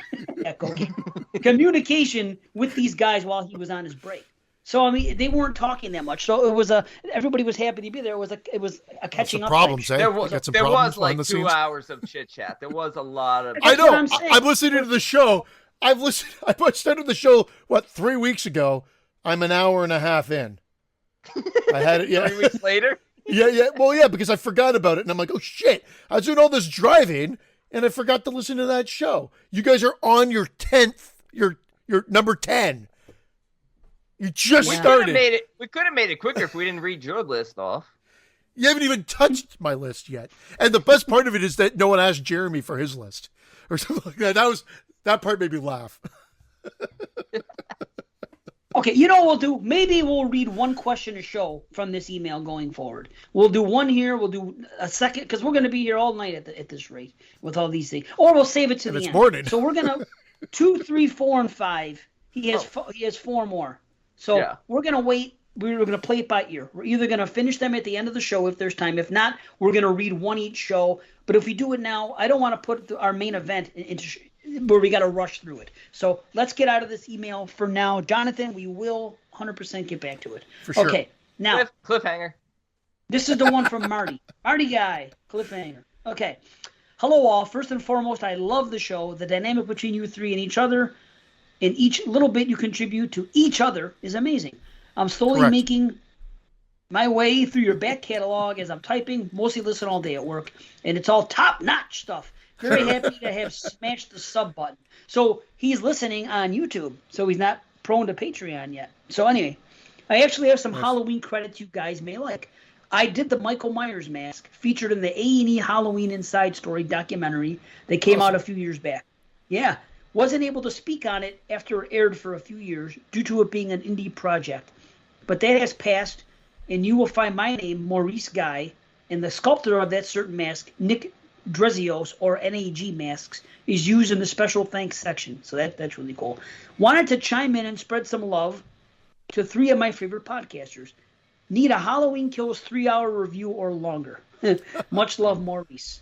Now, P.S. I'm including 2 shots from Friday 2. I need your thoughts on. The pic on the wall. It's a drawing for sure, but I wonder if it's an early sketch of what Jason may have looked like from concept art. Camera moves to him almost as we were supposed to see it. Your guys' thoughts. Now, do you guys have the email? It doesn't matter if you don't. I saw that picture. I have always seen this picture. That is out of my wheelhouse. I never had an opinion on it. Okay, you see that? See? There, I'm putting it up for you guys. Yeah, no, I've seen it. You sent me the email. I saw it know. too. I just thought And it there's was, the photo. and again, like, I mean, you got to be so sensitive about how you word it. I thought it was just like an Indian, like, or native, like, poster and like display up on the thing. I didn't think it was of Jason. I have a picture of Maurice Guy's work from the A&E documentary. Great work, Maurice. Hey, that's better than the H2O mask. No, I'm just kidding. That's not. I actually like this now. I literally Googled worst Michael Myers mask ever. Yeah. And it should be the H2O masks. Yes, this I is can true, see including- clearly now. The rain has gone. Nice. So I want to address this picture. I have always noticed this picture, and I've always been a little bit weary of it because to me, it kind of bugged me out just a little bit. I'm surprised I didn't mention this on the podcast when we talked about it. Maybe all the times I've covered Friday 2, I bet it's there somewhere. Maybe on a Banana Laser commentary I pointed out, or I talked about it here. I've always seen that picture and thought that it looked like a deformed man. And I'm not kidding you. I always saw that picture and had the same thought this person had, that it looked like it always kind of scared me a little bit. I thought it looked a little like the Elephant Man, and I'm a little bit afraid of that. So I saw that, and it's always made me a little uneasy seeing it, and they do show it for a reason. But however, I never did what this guy did, what Maurice Guy did. He took a picture of it, and because he took a picture, I was able to zoom in on it. And when you zoom in on it, it just looks like an old man. Look. Yeah, it's a So that's all it is. It's like an elderly-looking gentleman with short hair. That's what it The looks like. mohawk. It's a mohawk. It's not a mohawk. It's like combed down. It's just thinning. Yeah, it's just thinning on that side. You know what I mean? That's But I fucking could crazy. see. It's not a mohawk. It's No, because it's on the back. He has hair on the back. It's just thinning there. I think it's just Either way. gray and dark. It's like mixed. I 100% know why he thought this. But because he put the picture there, and I'm able to zoom, I figured it out. So to me now it's just an old man. So I don't know. That's really cool. And again, I don't know if I've ever brought it up before, but I've always wondered about that. So that's an Mark. old man. Just an old-fashioned It's a random old love man song. on the wall. Okay. Now.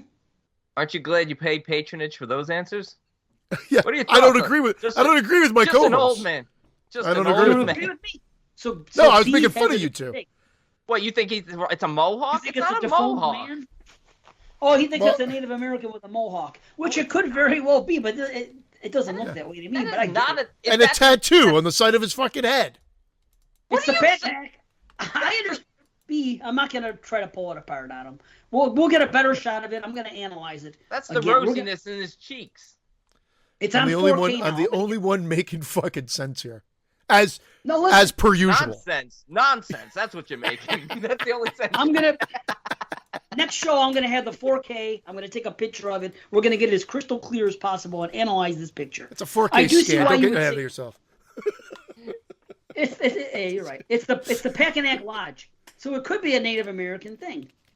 Yeah, it could be a It Native really American could. guy, but I don't see no mohawk or fucking face tattoo. I don't see a tattoo, but again, we're gonna get to the What do you bottom think of that it. red thing is at the side of his head? I don't see red. I just see nothing. I just see rosiness in his cheeks that was painted on there. Man, Oh well. why do Okay. I feel this rage towards you two? Oh, you know what? You know what? I'm open to it. See, you might be right. See, don't have you to are feel right. I right. just zoomed in a little further. I just zoomed in I a- want to choke you till near death. That is the greatest. Oh, for fuck! You know what? Now I've never been intrigued about this, but now I'm intrigued. I don't know why I'm not seeing it. Maybe it's one of those things where if you relax your eyes, like the 3D, Relax yeah, your maybe eyes it's like Morats. The key is to relax your eyes. Yeah, Oh, a it is. It's like the sailboat. green- Yeah, that too. A sailboat. Yeah, to me, it looks like an old country singer.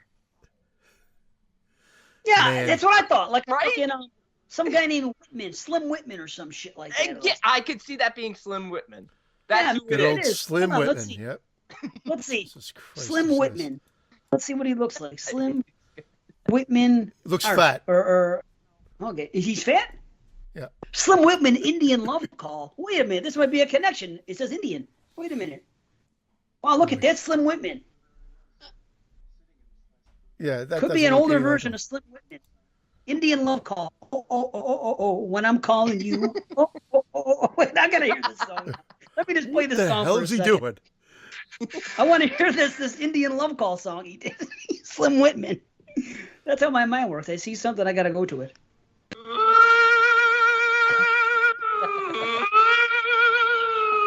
Oh, this is Carrie and I's wedding song.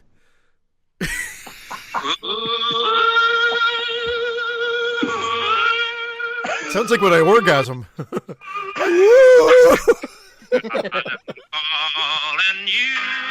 I know this song. It's from a movie. Yes, right? Especially like that call. That call is Yes. from a movie. I think it's from like a Rob Zombie movie or something. I come on your Using tits. Anyway, let's move on. Let's move on. We have another message that was sent to us on Patreon. I shared it, but I don't know if you wanted to read it on the show, so I'm going to read it on the show anyway. This is from For Real, For Real. Because we don't care. No. Well, no, because it's nothing bad. It's good, but I'm just saying he sent it to us, or he posted it on the page. Who would ever thought that a Canadian, a Jew, and Joe Pesci would make such a great horror podcast? What a world we live in. I'm joking, fellas. Love the podcast, though. You guys always speak your mind about without holding anything back, especially this show, and that's all a fan can ask for. Plus, you guys are funny as hell with the dirty jokes and the BS talk, and yes, even Brandon's jokes get me chuckling sometimes. First time on the Patreon. But I had been a listener since 2019. Also, Dave Z, I loved that show, Banana Laser, brah. I bet Christian and Brandon are rolling their eyes as soon as I mention Banana Laser. Stay blessed, fellas. Nice. Thank you. You know, it's a great email, and yes, he's correct. Yeah. Right? Yeah, Okay. He's definitely for real. Yes, he is. Oh, wait a minute. How do I listen to these things? Oh, that's right. Hold up. That was a missed. Hold on. These are the voicemails. We got voicemails. Hold up. Because we begged for them. Nope. Hold on. Yeah, take two. Hey guys, this is Eric. I was mainly calling just to help you out figure out whether the new voicemail is working or not. Thank you. So we'll see if you get this or not. I just finished watching the new director's cut of Rocky IV. So I wonder if any of you have seen it yet and what your thoughts are. Personally, I think I prefer the original flavor, but see what y'all think. Talk to you later, guys. Bye. All right, let's give our Eric, thoughts on Rocky IV. let's get into it. Thank Awesome. you, Eric. Oh, thank you. Well, I mean, 'cause Wait, we were what having was that? problems at first. Eric What was Webster. I couldn't hear the name at the beginning. I It don't was know if Eric. you said. Oh yeah. Your friend Eric. This is Eric. Oh, okay. I was wondering why my blood pressure went up during that. Okay, here's another one. Pickles. Pickle. It's pickle, singular. Good old Pickles. I know. It's a in-joke on our end, but it's fine. Okay. Hey guys, I just wanted to say I'm really enjoying the show lately. Just a few suggestions, if you don't mind. I think we need more fish talk. You guys talk about the band Fish enough, so I was hoping you could incorporate more of that into the show, because I really love hearing about that band. Let's see what else. More cat stories. I'm a huge cat fan. But I love hearing people talk about cats and the funny things their cats do and everything like that. So Fish and that would be very cats. much appreciated. All right, fish and cats. And I came up with an idea. I don't think it's ever been done on another horror podcast before. You should go back to old Fangoria magazines from like the early 80s and go to the letter section where fans write in letters and read those on the show for us to hear. That would be very interesting. Never done anything like that. Not that I know of. Just some suggestions. Anyway, have a good night. Oh, I love it. AKA I Scott. love He's been fleeced. it. He just fucking shit on Dave, and it was hilarious. That was great. Bring out the Fangos. People do want the fang. the Fangos. People do Holy want shit. the Fangos, though. Most of them do. Either way, they can put on a hold, mostly because of the co-host, not because of the listeners. So, okay. Holy shit, Thank that you, was delicious. Scunt, I called him. Sorry. Scott. Scumbag. Did you call him scumbag? No, scunt, I said. Oh, Skunt. scunt. I heard scumbag. I thought I heard scumbag. And then I was like, what? Wow, that was brutal. He said he could smell my skunt. I'm going to always jump into my Jodie Foster when skunt gets... That's what I call my friend Scott since we were kids. Scunt. Yep. Okay, anyway. My Jodie Foster's horrible, by the way. When I hear it on playback, I'm like, that doesn't sound remotely like Jodie Foster. Which is why I love it even more so. Because that's just the way my mind works. Amazing. Amazing. Okay. Okay, What? What'd you say, C? It's okay. Sorry. Say it, and then I'll play it. I had Friday the 13th Part 2 playing so that I could freeze it in the background and see this damn thing. I don't know what you guys are seeing, but I'm seeing a picture portrait of a guy with a shaved head. It looks like a mohawk, almost Mr. C style, and a fucking tattoo right here. Who's Mr. C? Mr. T. Mr. T. Oh! Mr. C style, I thought he said. Mr. C style. Mr. C. Mr. Christian. I pity the Mr. fool. Christian. Oh, the time has come. Okay, we'll get more on that next show. We don't have Sorry. time. Let's get through these 2 voicemails here. Here we go. Hold up. If I can play it now. I had it playing. Sorry. Okay. Hey, what's up, Exploders? It's your friend, Robert Patterson. Well, I just got done watching the movie New York Ninja, the Vinegar Syndrome put out recently. Have you heard of this one? Now, I know it's not a horror movie, but particularly today, who's a fan of the 80s like I am, it's a hell of a fun watch, especially if you're looking for a genuine so bad it's good film. This, definitely that. Anyway, just wanted to say hi, spread some love, and hope you guys set out your voicemail. Wait, can you even say voicemail these days? You have to be voice person or something. You're a good guy. Sorry, Voice person. Oh. Can you send me those? Because I could hear what he was saying and everything, but it was a little distorted. So I'm not sure if you can actually send me the voicemails. I might try to see if I could put the clean audio in as well. But I'll do that. awesome. Was it Robot Ninja? He said, was that the one? Or did I hear New York. Ninja. Yeah. Vinegar Syndrome put it out. New York Ninja? See, I see what you're seeing. See. Oh boy, can't we do this next show? No, but look, here's the thing. Fucking shit. Where C is seeing the shaved head part, that is gray hair. Picture like a guy who has dark what hair, I and stuff thought. like a skunk. Like skunk. Oh, it's Jay skunk Leno. part. It's a portrait of Jay Leno. That's what it is. Yeah, it's a skunk. It's a portrait of Jay Murph. Oh my god. I watched Video Man. It came out a couple of years. It was on that Arrow streaming service. Have you guys seen that? Came out like a couple of years ago. Video Man. Never Really, heard I of it. recommend it. Really good film. It's about VHS collectors in Britain, but more than that. It's just that's who it focuses on. And he calls a character in that movie a skunk. And I'm like, this is like the perfect movie. What's it called again? Video Man. Okay, that's a hard title for me to remember. Yeah. Video. Yeah. Video. Can you even say that anymore? It doesn't have to be video person.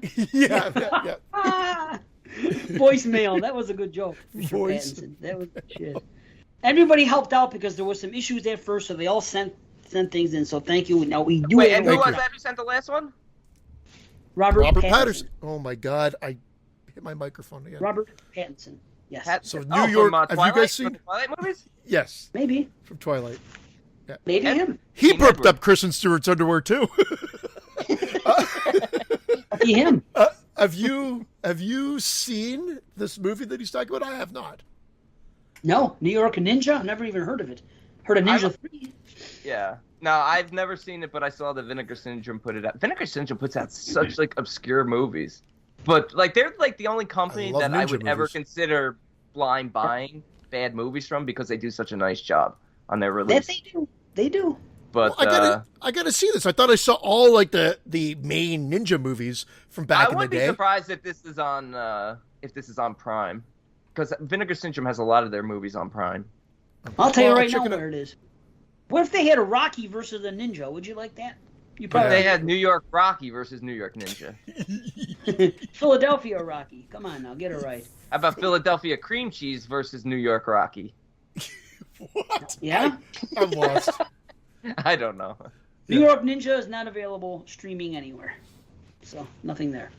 Okay, one more voicemail. Buzzkill. Yeah. Well, I wanted to get it out of the way before you guys spent 10 minutes looking. Okay, hold on. I'm not the guy in a rush. Fuck, what do I care? I can sit here till 1. Okay. All right, where are we?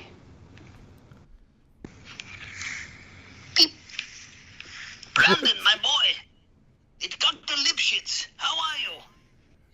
You know, I know you don't usually take my phone calls, but I thought this voicemail is the perfect opportunity to get back to you on something.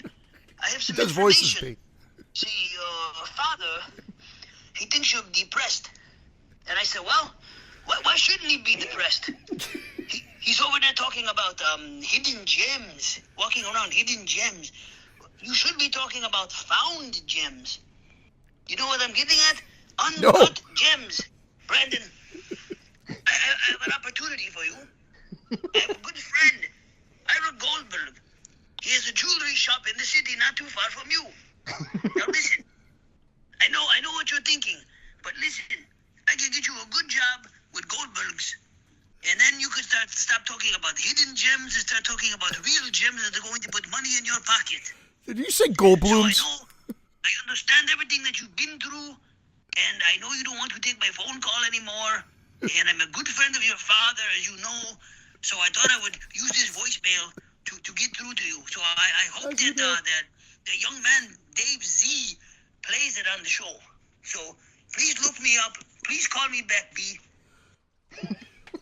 I get you tremendously. Mazel tov. I'm going to tell you exactly what that felt like.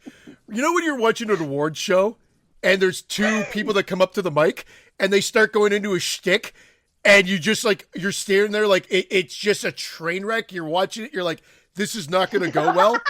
And it doesn't. That was what that voicemail was.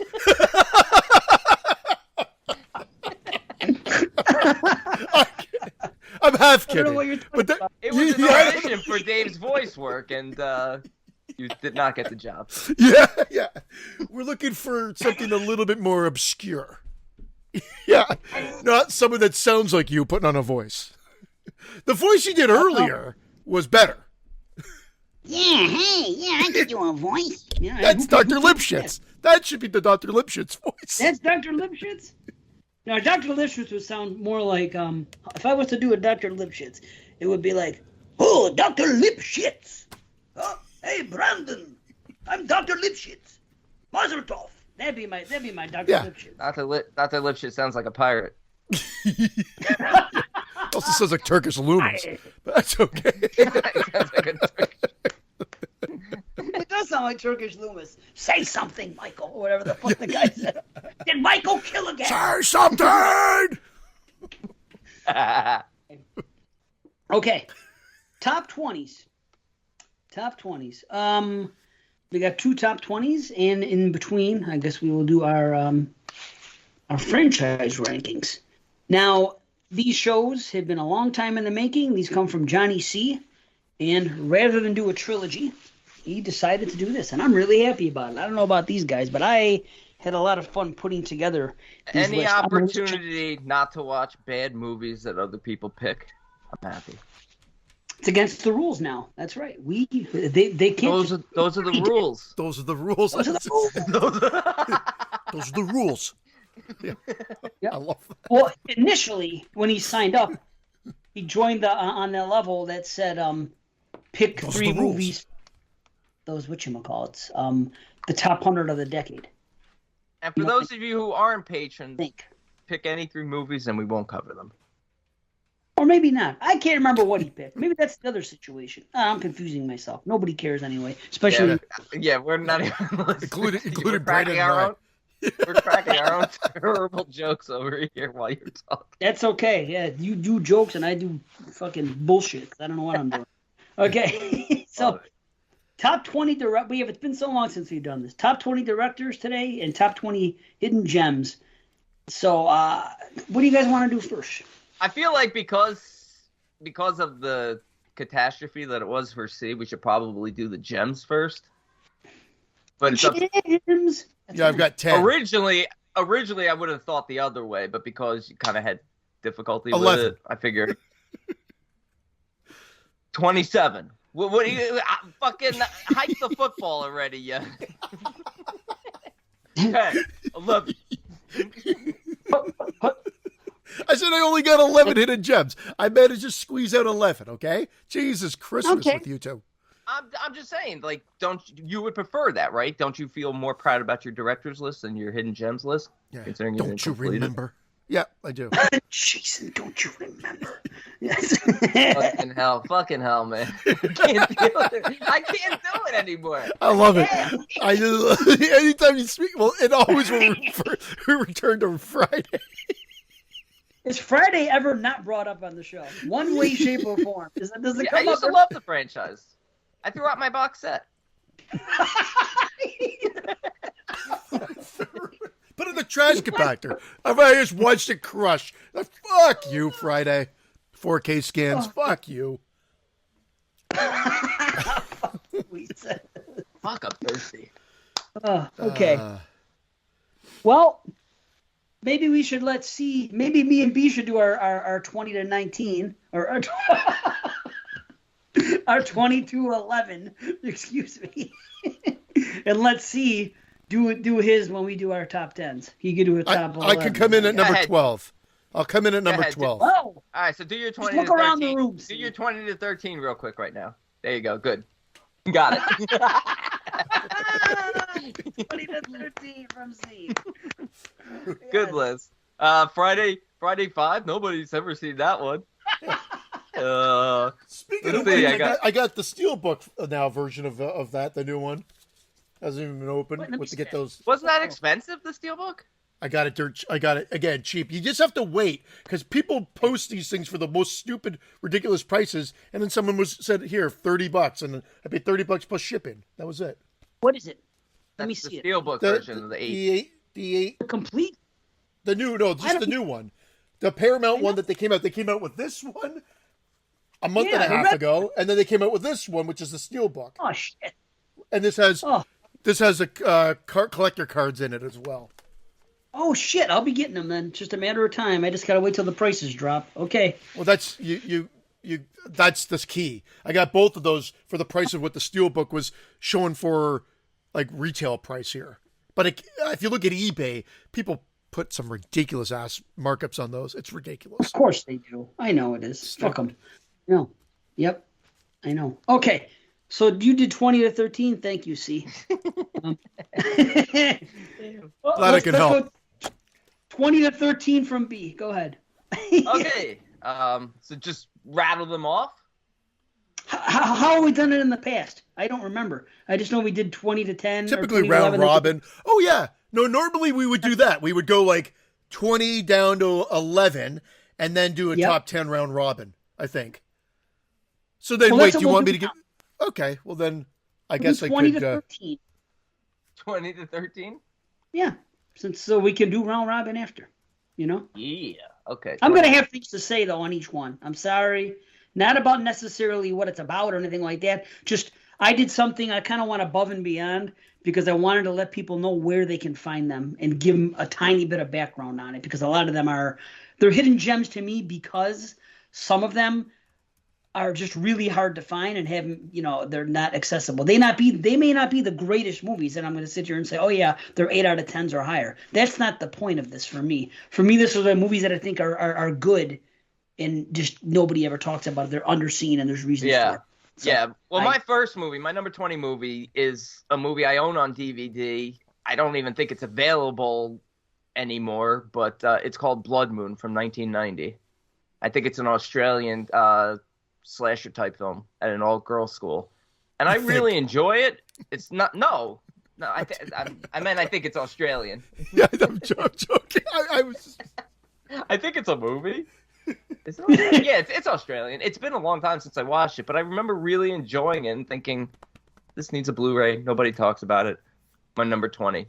Number 19 from last year It made my number 20 spot, Death of a Vlogger. I thought it was a great found footage film, and anyone who hasn't seen it, who's a fan of found footage, needs to see it.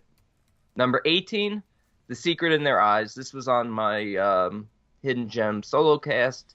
I'm talking about the original version, which is, I believe, Spanish, Argentina. But it's a fantastic film, great ending. Don't watch. I'm not gonna say don't watch the American remake. You can. I've never seen it. It could be good, but watch the original one. I don't know if they changed anything. Number 17, Giallo. I watched for the first time earlier this year, called The Bloodstained Butterfly. Arrows released this. I had never seen it. I loved it. My type of Giallo. Number 17, Bloodstained Butterfly. Number 16, been mentioned before on, I think, my Hidden Gem show as well, End of the Line. Yep, you did mention that. Have you guys seen that one? I've seen that one. That's a really I haven't. It's Canadian film. too. That's the one that I keep mistaking for Creep, which I think also takes place in... Yeah, it takes place in the subway system with creatures. Creep is a good one to have on your list too, to be honest. Number 15, again, another one I've mentioned previously on my show, Girls in Chains. It sounds like such a sleazy, cheesy, B movie, but it's really got a lot of heart behind it, and it's a lot of local theater actors who came together to do that film. Really well done. Number 14 is a Shimizu film called Reincarnation, which is a great ghost story. And we're stopping at 13, or we're doing 13? Yeah, stop at 13. Oh, wait, hold on. I could do from 14 on now. I can do from 14 on. Now he's changed it. Look at that. Okay, so I guess we're stopping. He's doing a 14. So you've already given your 14, that means. God damn it, man. That's okay. You go first. You've done first. Motherfucker. No, go down to 11, and then I'll just do 14 to 11. I'm just kidding. It's okay. Okay, you can if you want. Go ahead, B. Continue. 14 to 11. Yeah. Okay. Why not? Shimizu's Reincarnation at 14. The Caller at number 13. Love it. Great film. Number 12. Now we're getting into, it's 3 in a row, but I'm only going to be reading 2 of them. 2 sci-fi horror films. One's on Netflix. It's called Circle. And Circle, number 11, is that the one where everybody's just in a room? They wake up in a room and then just get buzzed out one by one. It all takes place in one area? Yep. Yeah. We watched it as a family somehow. I don't know why. And then I remember my son asking to watch it again because I guess he just remembered it. It stuck in his head. So we watched it again. It's a good film. It's a solid film. And number 11, Coherence. Another sci-fi horror film. Brilliant concept. I really enjoyed that one. That one came out in 2013. Nice. All right. So your movie, your first one that you mentioned, there's one person selling it on eBay for $20. Blood Moon, 1990. Just so you know. Yeah. Yeah. That's the only one I had time to research because you were firing them off. I wanted to pay attention, but that's what I tended to do for some of my picks, to see availability and stuff, because you can find like bootleg versions on eBay and things like that. So yeah. Better to have that than nothing. A lot of the ones I mentioned are available. Blood Moon is probably one of the harder ones to find, but all the others should be readily available either on Blu-ray or DVD. Yeah. Okay, now here's what I did. I'm going to give information with each of mine as far as like where you can find it and stuff, and maybe like a sentence about something with it. But I mean, the first movie here, number 20, the reason I included this movie is because this is strictly for 80s slasher fans, enthusiasts of it, that are into it the way I am. It's not the greatest movie in the world. It's not going to be one that I would have landed on my top 50 slashers, but I enjoy it. But the reason I'm putting it here is because this movie was this movie was recorded and was supposed to come out in 1987. There was even talk of it in Fangoria at the time and everything. It was a slasher movie for the time. Yet there was an issue, and it never got released. There was some type of copyright issues because some of the things they show old clips from old movies in it because of the gimmick of the film, and there was copyright issues. And there was a rumor that the mafia funded it, so the movie ended up not coming out until about 20 years later on DVD. And when it finally did come out, it was given an alternate title, and it said from the producers of Dude, Where's My Car? The movie is called Bloody Movie. It also goes by the name of Terror Night. It is a slasher movie, like I said, filmed in '87. Slasher tropes, some decent gore. I happened to get the DVD through Netflix, through their DVD, because it's not a print movie. But I was able to get it through Netflix and have it sent to my house. I copied it years ago. So that's just one I wanted to give the information for. It's an out-of-print DVD. Oh, I remember this movie. Yeah. It's got a weird-looking freaking cover and stuff. Yeah. It's interesting. If you're a slasher fan that likes 80s slashers, you will like this. And, it looks like Creepshow. It looks like Bedelia. I know, but it's nothing like that. Yeah, right? I know, but the cover. Right. Michelle Bauer's in it, and she is just stunning. But anyway, and the score looks like Linnea Quigley is in it. And funny enough, Linnea Quigley was supposed to be in it, but wasn't. But that's the first one, Bloody Movie, Terror Night. The second one is it's a found footage movie that is very overlooked. I never hear anybody talking about it. And it's called The House with 100 Eyes. It's from 2000. It's on your found footage list, right?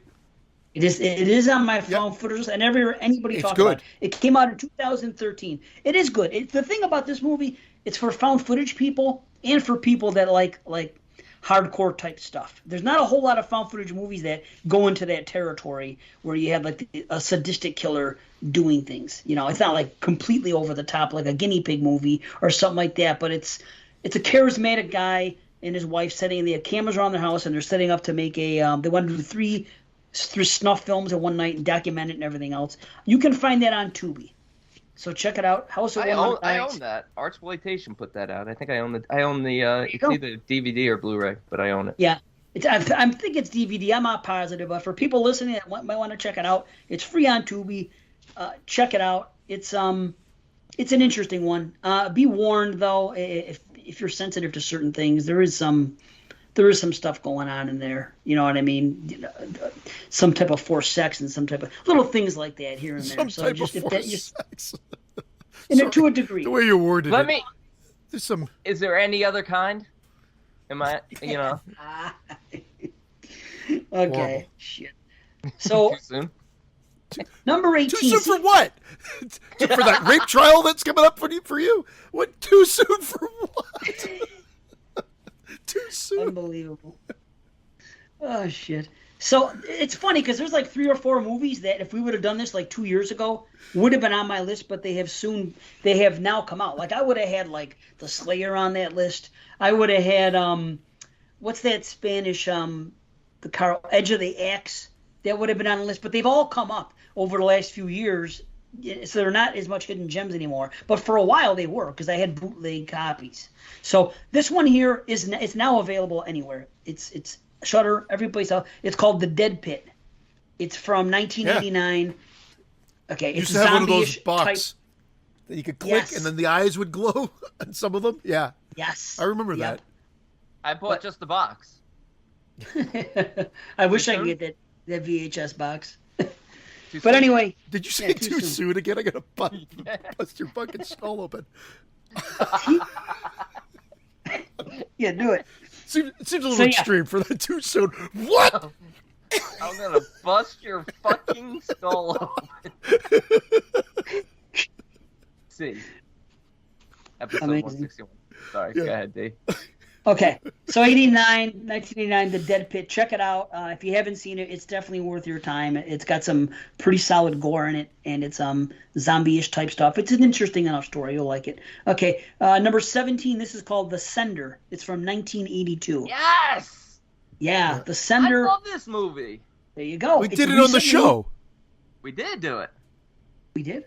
Return to Sender. Yeah. No, we definitely talked about this. I rented it from YouTube so we could talk about it on the show. That's how hidden it is. It's on an episode you don't even remember. Yeah, I've never reviewed it. There's no way I reviewed The Sender. Did I? We did. Yeah. Okay, well I forgot. Sorry, like a year or so ago. That's okay. It's still a hidden gem. I'm gonna be bringing up shows I've talked about before in the show. I don't know if we did a mass review of any of them, but or a mass shooting. Too soon? All right, that was the last one. Can I finish this fucking first 11 or no? I don't know. Okay. Again, I have nowhere to be. I could sit here till fucking 1 o'clock and have my brother knock on my door and go upstairs. D is the guy that's usually in a rush. I rush for C's sake, not mine. I'm just trying to be polite. I'll fucking talk all day. Are you kidding me? I don't give a shit. And I've just like hotboxed this whole area. Like it stinks. Like I might die. You stripped the metal off your steelbook. Ooh, I stripped the metal off my teeth. I had braces before. Are they still there? Oh shit! Awesome. Oh fuck! Where am I? Okay, so where was I? The Dead Pit. Pardon me. The Sender. I apologize. I didn't realize we did this again. I didn't want to talk about movies that we've ever reviewed on the show, so that was just an oversight. But it's everywhere to see now. You check it for a while. You couldn't, but it's from 1982. It's called The Sender. Definitely worth your time. Okay, here's one that we all talked about on a year-end show. It was released. It was made in 2011, but I don't think it was made available to any of us until 2017. I have it on my list too. I know exactly what you're talking about. It's awesome. Yeah. Mask, right? Yeah. Yeah. Awesome. Good stuff. The only place you can find it now is on eBay, and they're just like, just bootleg version. Uh-oh. Is this me, Brandon, or is he? Nah, he froze for a sec. Okay. But now you said bootleg versions on eBay. It's not available anymore? No, it's not available streaming. Oh, streaming. Okay. But again, and only bootleg versions on eBay. So there's no official release still. I'm glad glad I bought it when it first came out. Me too. I don't know why it stays hidden this way and what's going on with copyrights, but if get your hands on it, man. Great if film. you like giallos, it really is. So endorsement from all of us. That's Masks. Okay, number 15. This is the movie I used to always see the VHS back in the 80s and never rented it because they had a stupid title and a stupid Fright Night. box art. No. However, it's funny you should say that because it's a rhyming title. It's called Jack's Back. Yeah. Have you guys seen Jack's Back? Yeah. Jack's what's his Slater? What's his name? Not fucking Slater. Wait. No. From James Spader. Slater. Yeah. Jack's Back. AC Slater. Yeah. AC Slater. Oh my God, you brought him up. I was watching Golden Girls last night because that's what I'm doing. He, Mario Lopez, is like a kid on that show. That's hilarious. He's the grandson of. Give me a second. Which one? He gets mad. Oh, no. He wasn't. He was the grandson of. Fuck, I'm gonna say Blanche. No, he's actually just a student of Dorothy's, who's an illegal immigrant from Mexico, and he's getting deported back to Mexico. Okay. I'm thinking of something else. I'm thinking it's a laugh riot. That was a punk. Okay. He was real disrespectful to Blanche. That's a different kid in a different situation. My mistake. Sorry. It's a different show. Yeah, different show entirely. So Jack's Back. It's about Jack the Ripper killers. He has a twin brother. They've resurfaced it in this is 1988. The best thing about this movie is James Spader's performance. He does a dual performance, and it's an interesting slasher-type movie that, again, was overlooked for a very long time. Now it is more available, but I still think a lot of people haven't seen it, so I wanted to put it on the list. Didn't Scream Factory put it out, I think? Probably, yeah. Now, wait, I think we should change our Nightmare 2 Rocky 4 question to Rocky 4 or Rocky Dennis. No. No. I love Rocky Dennis. Too soon? I love Masks. So, I hope your dad breaks through that door, just clobbers. Well, you were talking about Mask being on your list before, so it made me think of Rocky Dennis. There you go. See, he's back in the mix. Okay, number 14. I was fortunate enough to do a show with Jamie and Brian called ABCs of Hidden Horror. So I have some little I only used maybe 4 of them on this show, but mostly ones that I brought to the show. And I brought this movie on the B episode, and the reason this movie is overlooked is because the first one sucked so bad. So, and this was a direct-to-video. The first one was not. It's called Boogeyman 2. It came out in 2007. It's on Plex for free, and there's a cheap DVD you can get of it. A lot of people overlook it because of the title of the first one. This movie actually it's kind of like, I'm gonna call it a poor man's Nightmare 3. And that doesn't mean it's a bad movie. It just means it's not on the level of a Nightmare 3, but it is definitely worth your time. Just means if you can't afford Nightmare 3, you do this one. Yeah, you could get this one. Yeah. But go watch Boogeyman 2. There's slasher stuff going on in it. It's nothing like the original. There's a couple creative kills. Electric Boogeyman 2. Hey. Nice. Okay. Number 13. This is another one on my found footage list. I never hear anybody talking about it. I actually watched it again yesterday because it's been a while since, and I just enjoy it so much. It's more thriller than horror, has horror elements in it, but I still wanted to put a little highlight on it today. It's called Alone with Her. And it is a stalker who sets up cameras. He has a camera on him. He ends up setting a camera up at this girl's house all over the place. He's tech savvy, and you see how he manipulates his way into a relationship with her. It's pretty intriguing from start to finish. It's a short movie, and but there's not really a dull moment. It's if you're into found footage the way I am, I recommend checking it out. It's got a good ending. It's worth your time. It's called Alone with Her, and it's on Plex. So is it Plex? I'm pretty sure Plex, like a lot of these found footage movies are. So check that one out. Plex. Pardon me, Tubi. I apologize. Thank you. Yeah. Although Plex does have their own streaming option as well. Aside from people's personal collections, they've got like a Tubi-esque or like all these other options. So it's just another to be announced. To be continued. The one that costs money. There's no question that should be it. Anyway, the fuck out of Dodge. I was thinking of Plex because the movie I just spoke of, Boogeyman 2, is free on Plex.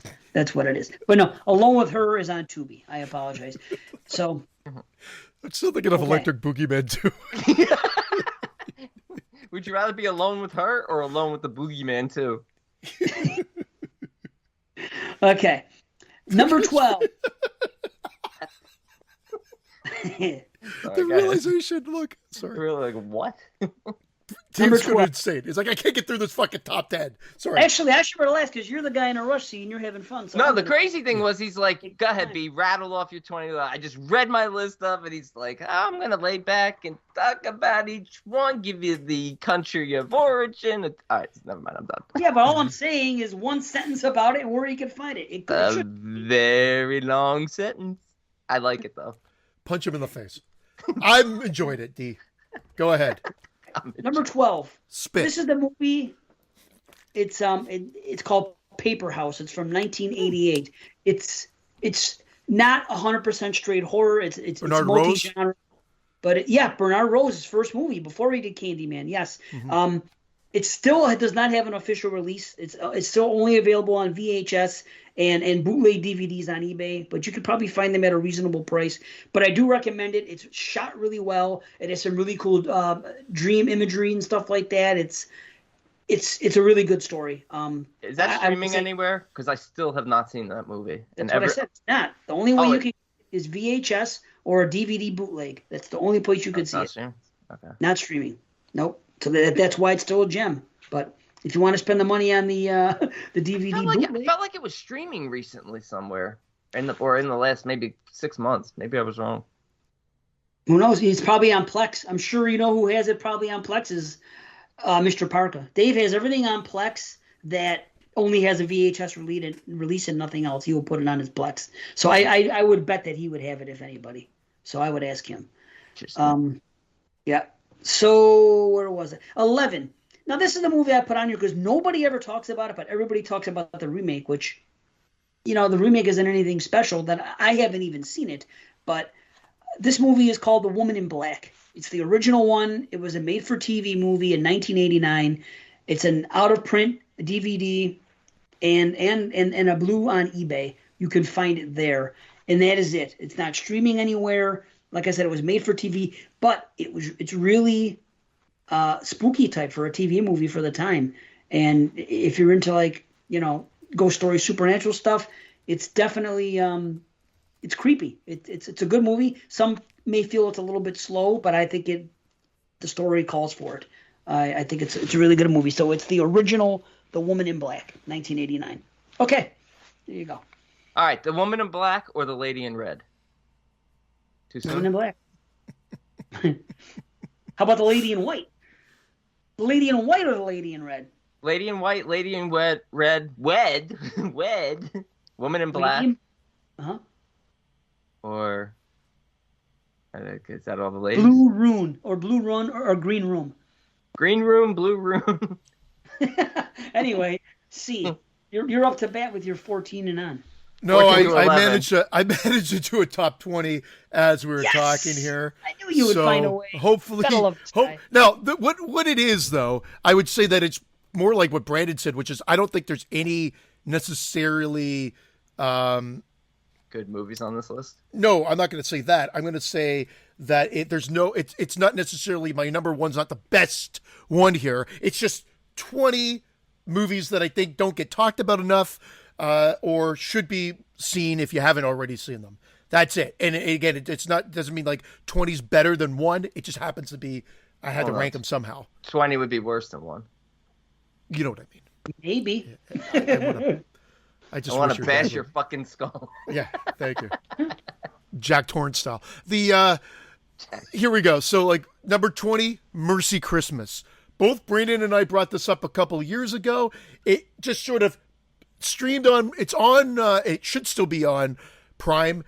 No one talked about it. It's just kind of like a goofy kind of fun play on a holiday horror film. Does she say clickety clackety in it or no? No. No, she I does forgot. not. You know what? I totally forgot about that film, but it was a fun film. Yeah, and we brought it up. I think we did shout-outs on it, but like I said, it's not a perfect movie by any means, but it's a hell of a lot of fun, worth checking out. 19 is Innocent Blood. I'm not saying it was a mainstream release, but nobody talks about this movie. John Landis mafia vampire movie, and it's a shitload of fun too. Don Rickles has a great role in it. It's a lot of fun. Great effects in it too. Number 18, Relentless.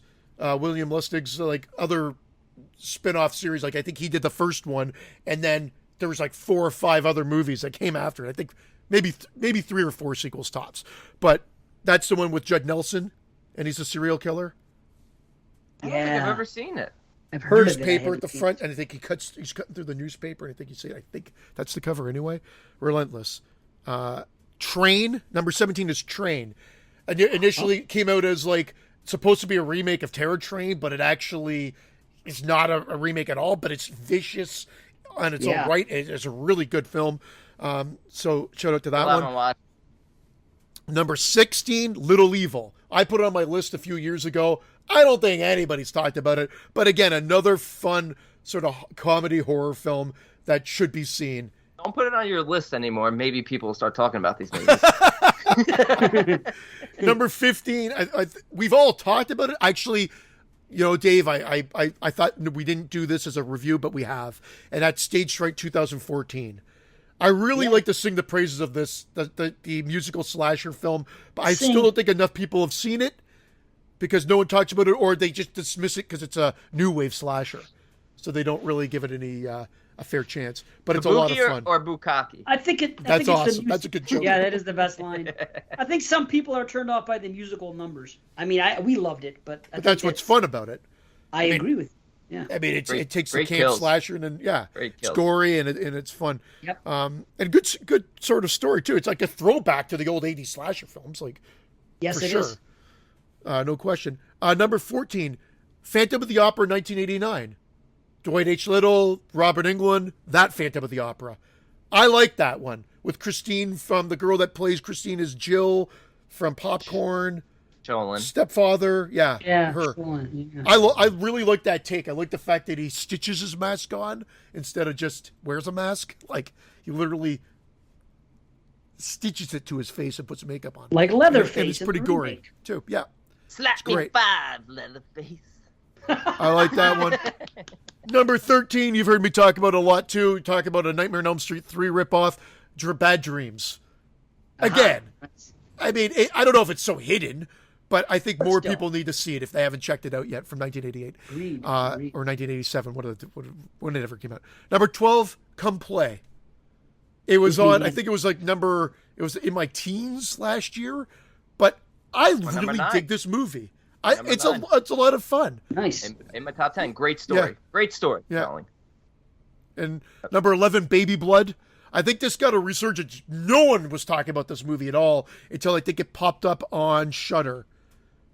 So that's helped it get. I don't know if it's still on Shudder, but check it out if you haven't seen it already. My favorite kind of blood.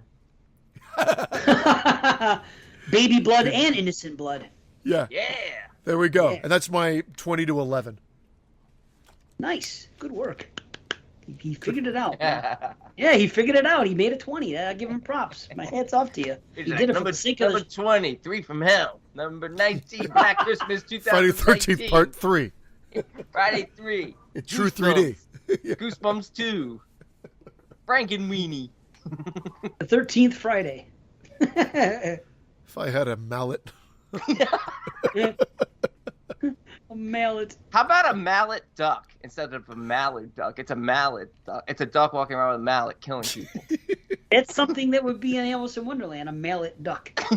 You know? Instead of a mallard. I thought you were gonna say. I thought for certain you were gonna say that's something that should be in our movie. Well, I give up on that.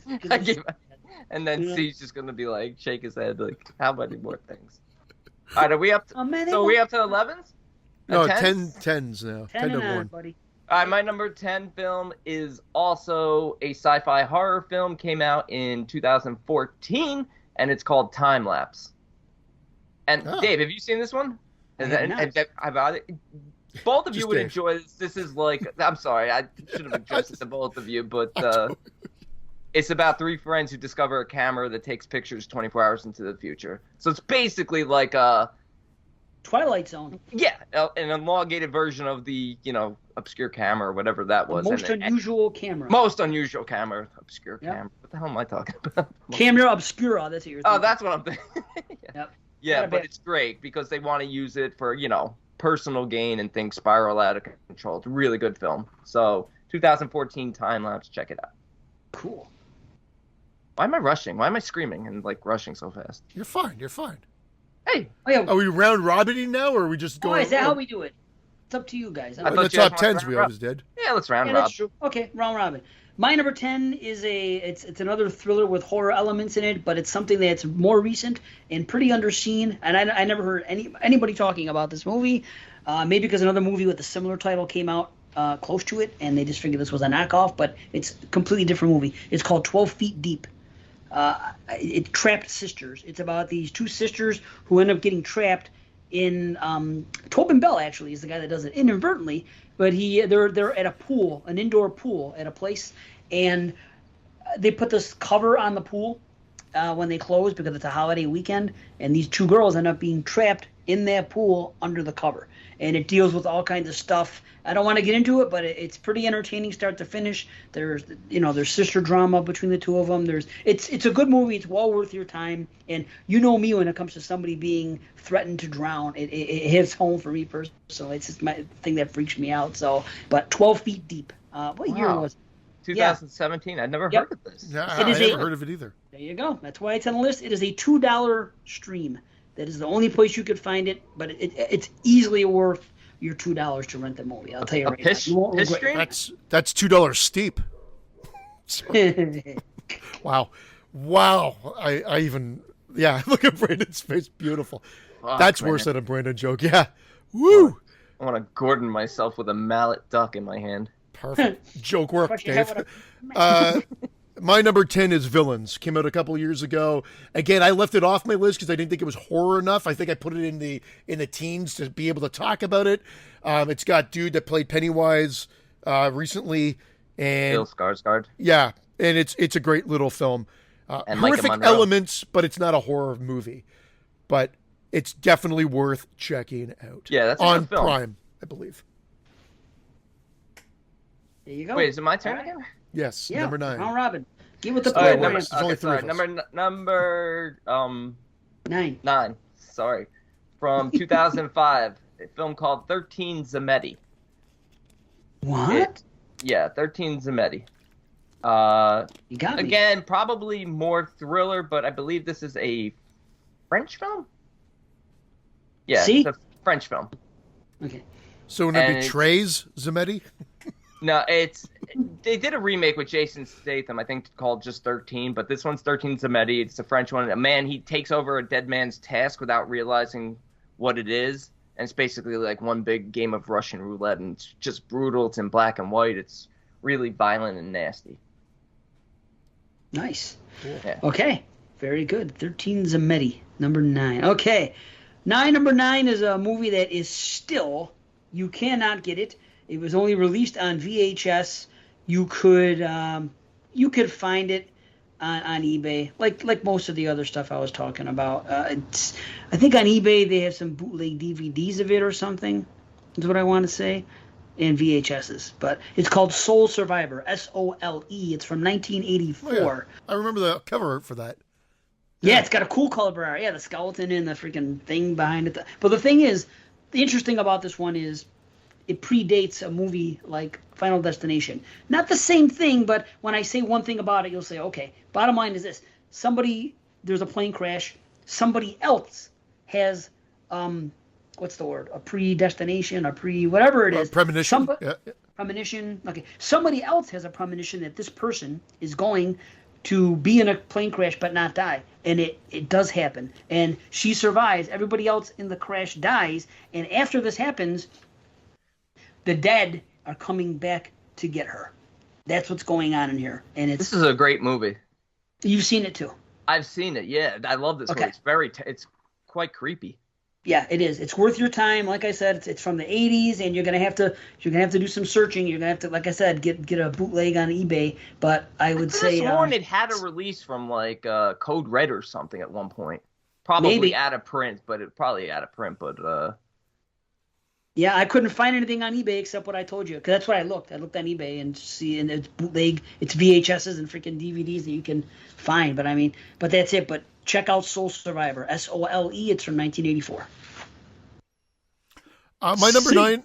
Yeah, my number 9 is a movie that was also on my list a couple years ago.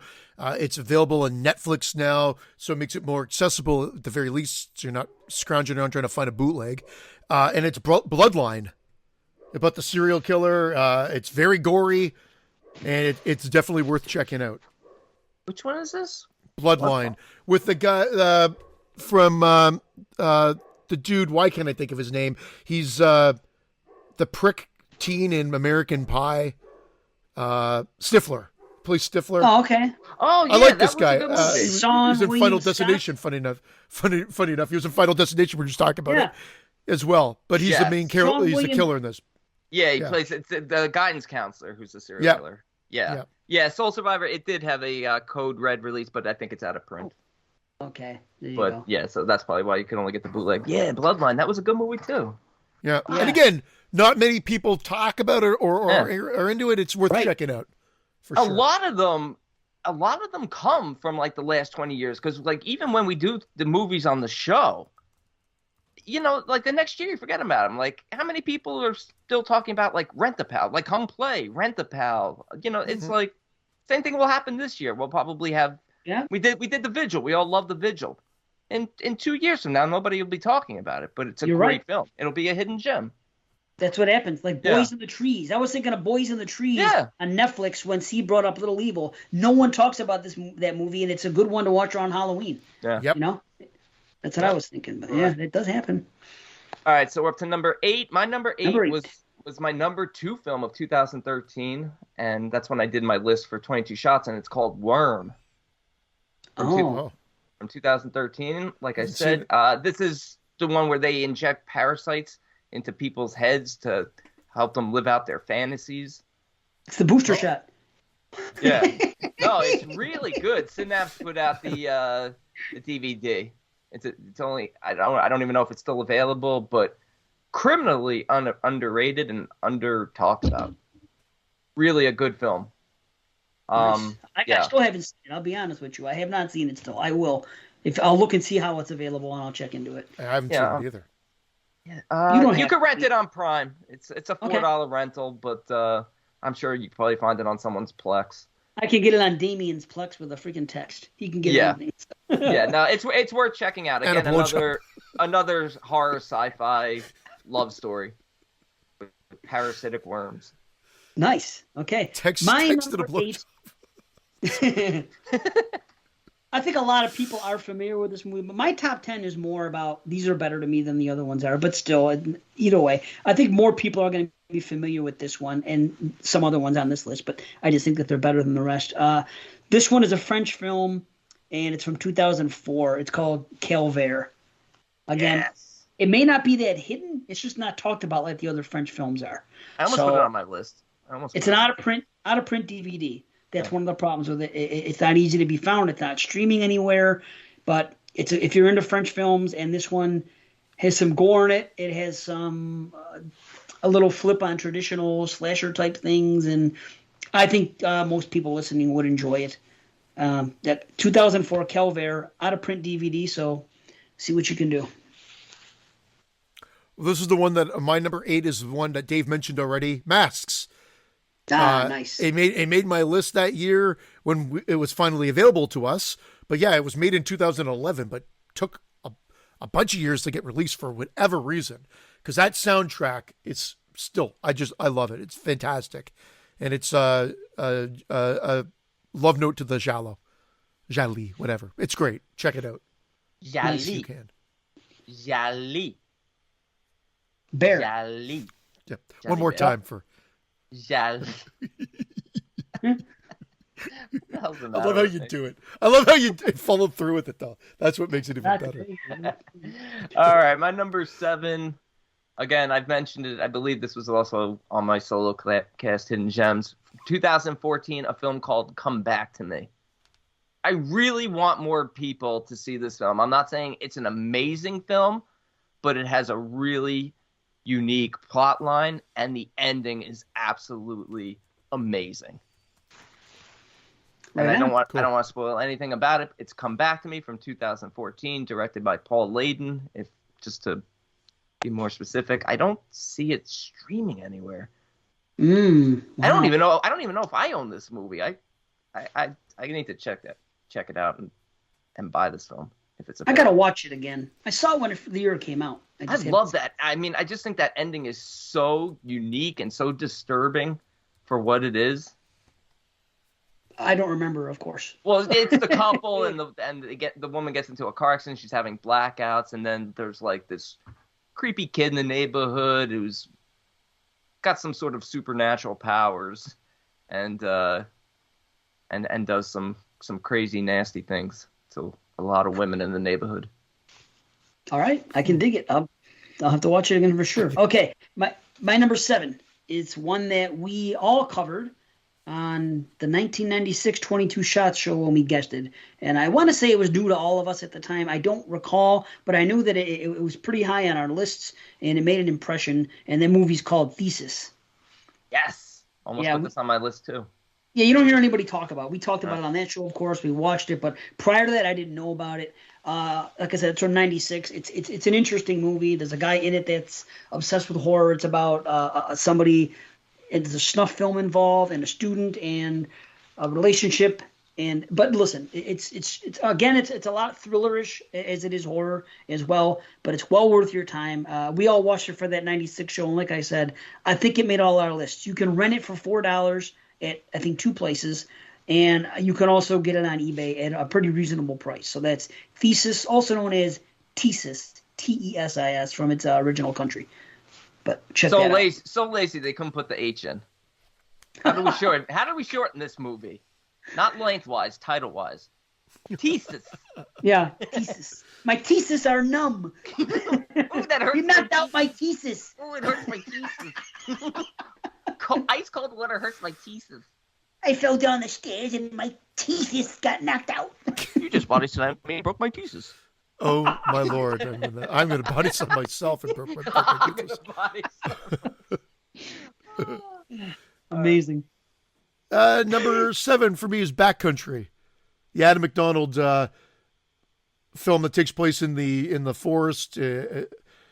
Great movie. It kind of set up one way, so you think it's going to be more of like being hunted for sport or being hunted, and then it just turns out to be a survival film. And it definitely should be seen. Again, it was on Netflix. I don't know if it still is. I'll look it up for you. I like Backcountry. I like that. I skipped it because I don't like the name. And when I say I don't like, well, hold on. There's a reason for it because it's taken from another movie. If you ever seen Fear and Loathing in Las Vegas, when Johnny Depp is playing Hunter S. Thompson and they're bugging out on whatever narcotics they're on, he goes, "We're in bad country." So anytime I see a movie where the title comes from a line from another film, it puts me off. Like there was a movie called There Will Be Blood, and I always thought that was lazy because that's a Jigsaw line from Part 2 that kind of got famous at the time. There Will Be Blood Name your fucking is movie. widely regarded as like one of the greatest films of like the last 20 years. But it's a rip-off. But Backcountry's not a line ripped off from a movie. That's what it's called. Yeah, it's I'm going camping in the backcountry. I understand.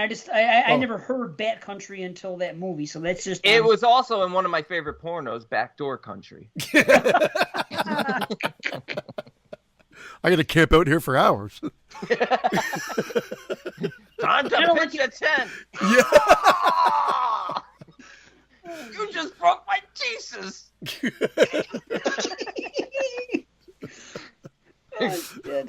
Good old. I'll check out Backcountry now with that recommendation, and I will check out There Will Be Blood. I think There Will Be Blood. I avoided it for a reason. There Will Be Blood is. It's a lazy title. I can never say these things confidently, but I think it's a film that you're going to absolutely love. Okay. Oh, it's a great movie. There's no dialogue, you think, for the first 20 minutes. Yeah. And it's like a 2.5 hour movie. Well, anything Paul Thomas Anderson does is worth checking out. That's fair. That's Like, fair. There's no question. It's a lazy title. I just don't like the title. It would be like me making a movie and calling it Be Afraid, Be Very Afraid. It's just fucking lazy to me. I just don't like. When I act out Backdoor Country, I know there will be blood. Nice. Okay, his dad is the prototype or these. The prototype. Wait, my turn? It's my turn again? Didn't see us ago, right? She just went Backcountry. Oh. No. Oh my God. What are we on? 6? My number 6 is from Michael Haneke, who's a German director. It's from 1992 or 93, and it's called Benny's Video.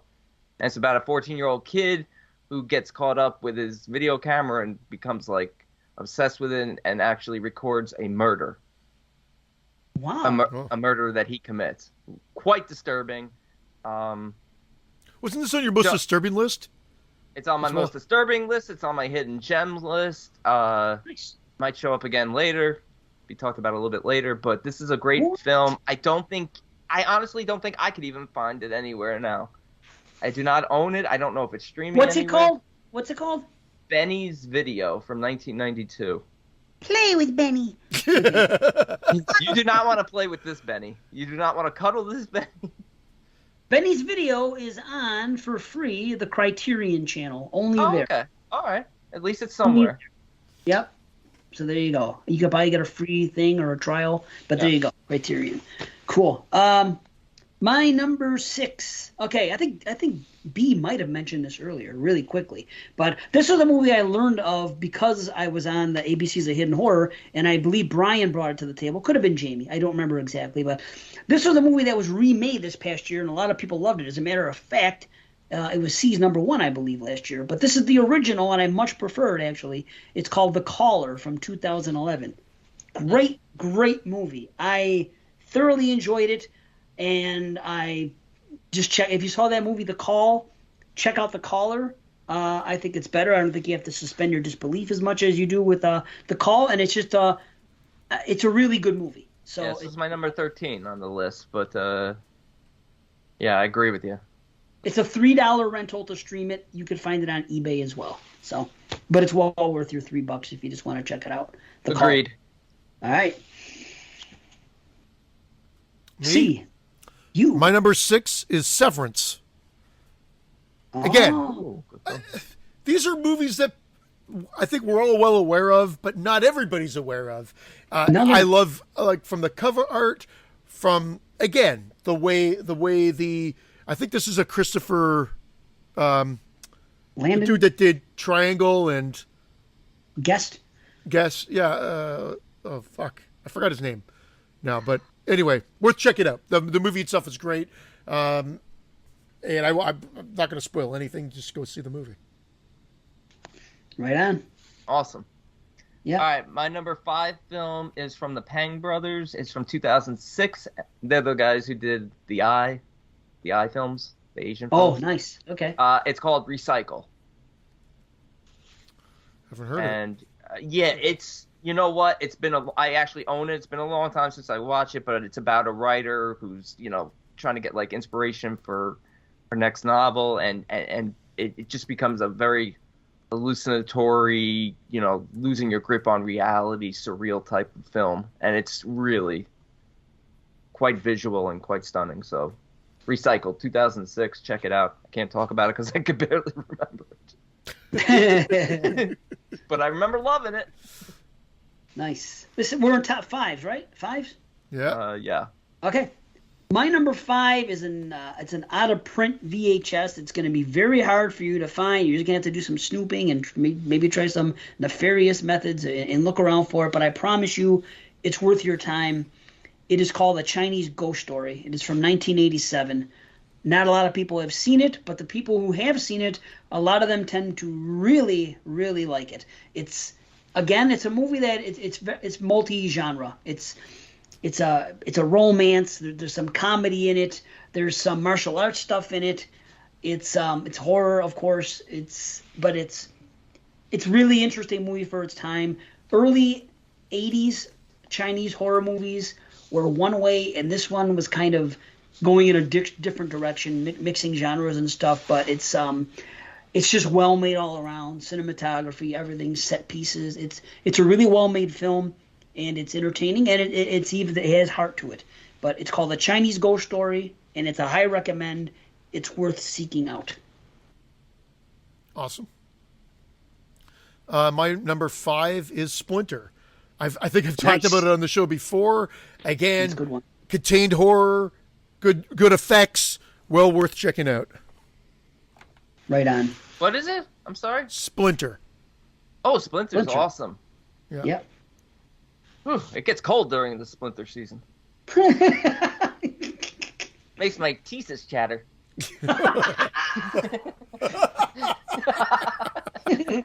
God, we really do crack ourselves up. We do. Oh, shit. All right, what do we got? 4? 4. Yeah. Okay, my number 4 is a Spanish film from 2011, and this is more mystery thriller, but it deserves to be mentioned. It's called The Hidden Face. About a girl who plays a prank on her boyfriend that they're breaking up, and then she hides in this secret room, but she accidentally forgets the key, and it gets lost, so she's trapped in this room, and he's sort of puzzled by her disappearance, and it plays out from there. But it's really, really sort of edge of your seat type stuff. Wow. You got me in this one. I'd never heard of it. Yeah, The Hidden Face. I know it has a DVD. It's on Prime to rent. I know it has a DVD because I own the DVD, so I'm assuming it's still available. The Hidden Face. Okay, cool. Yeah. All right.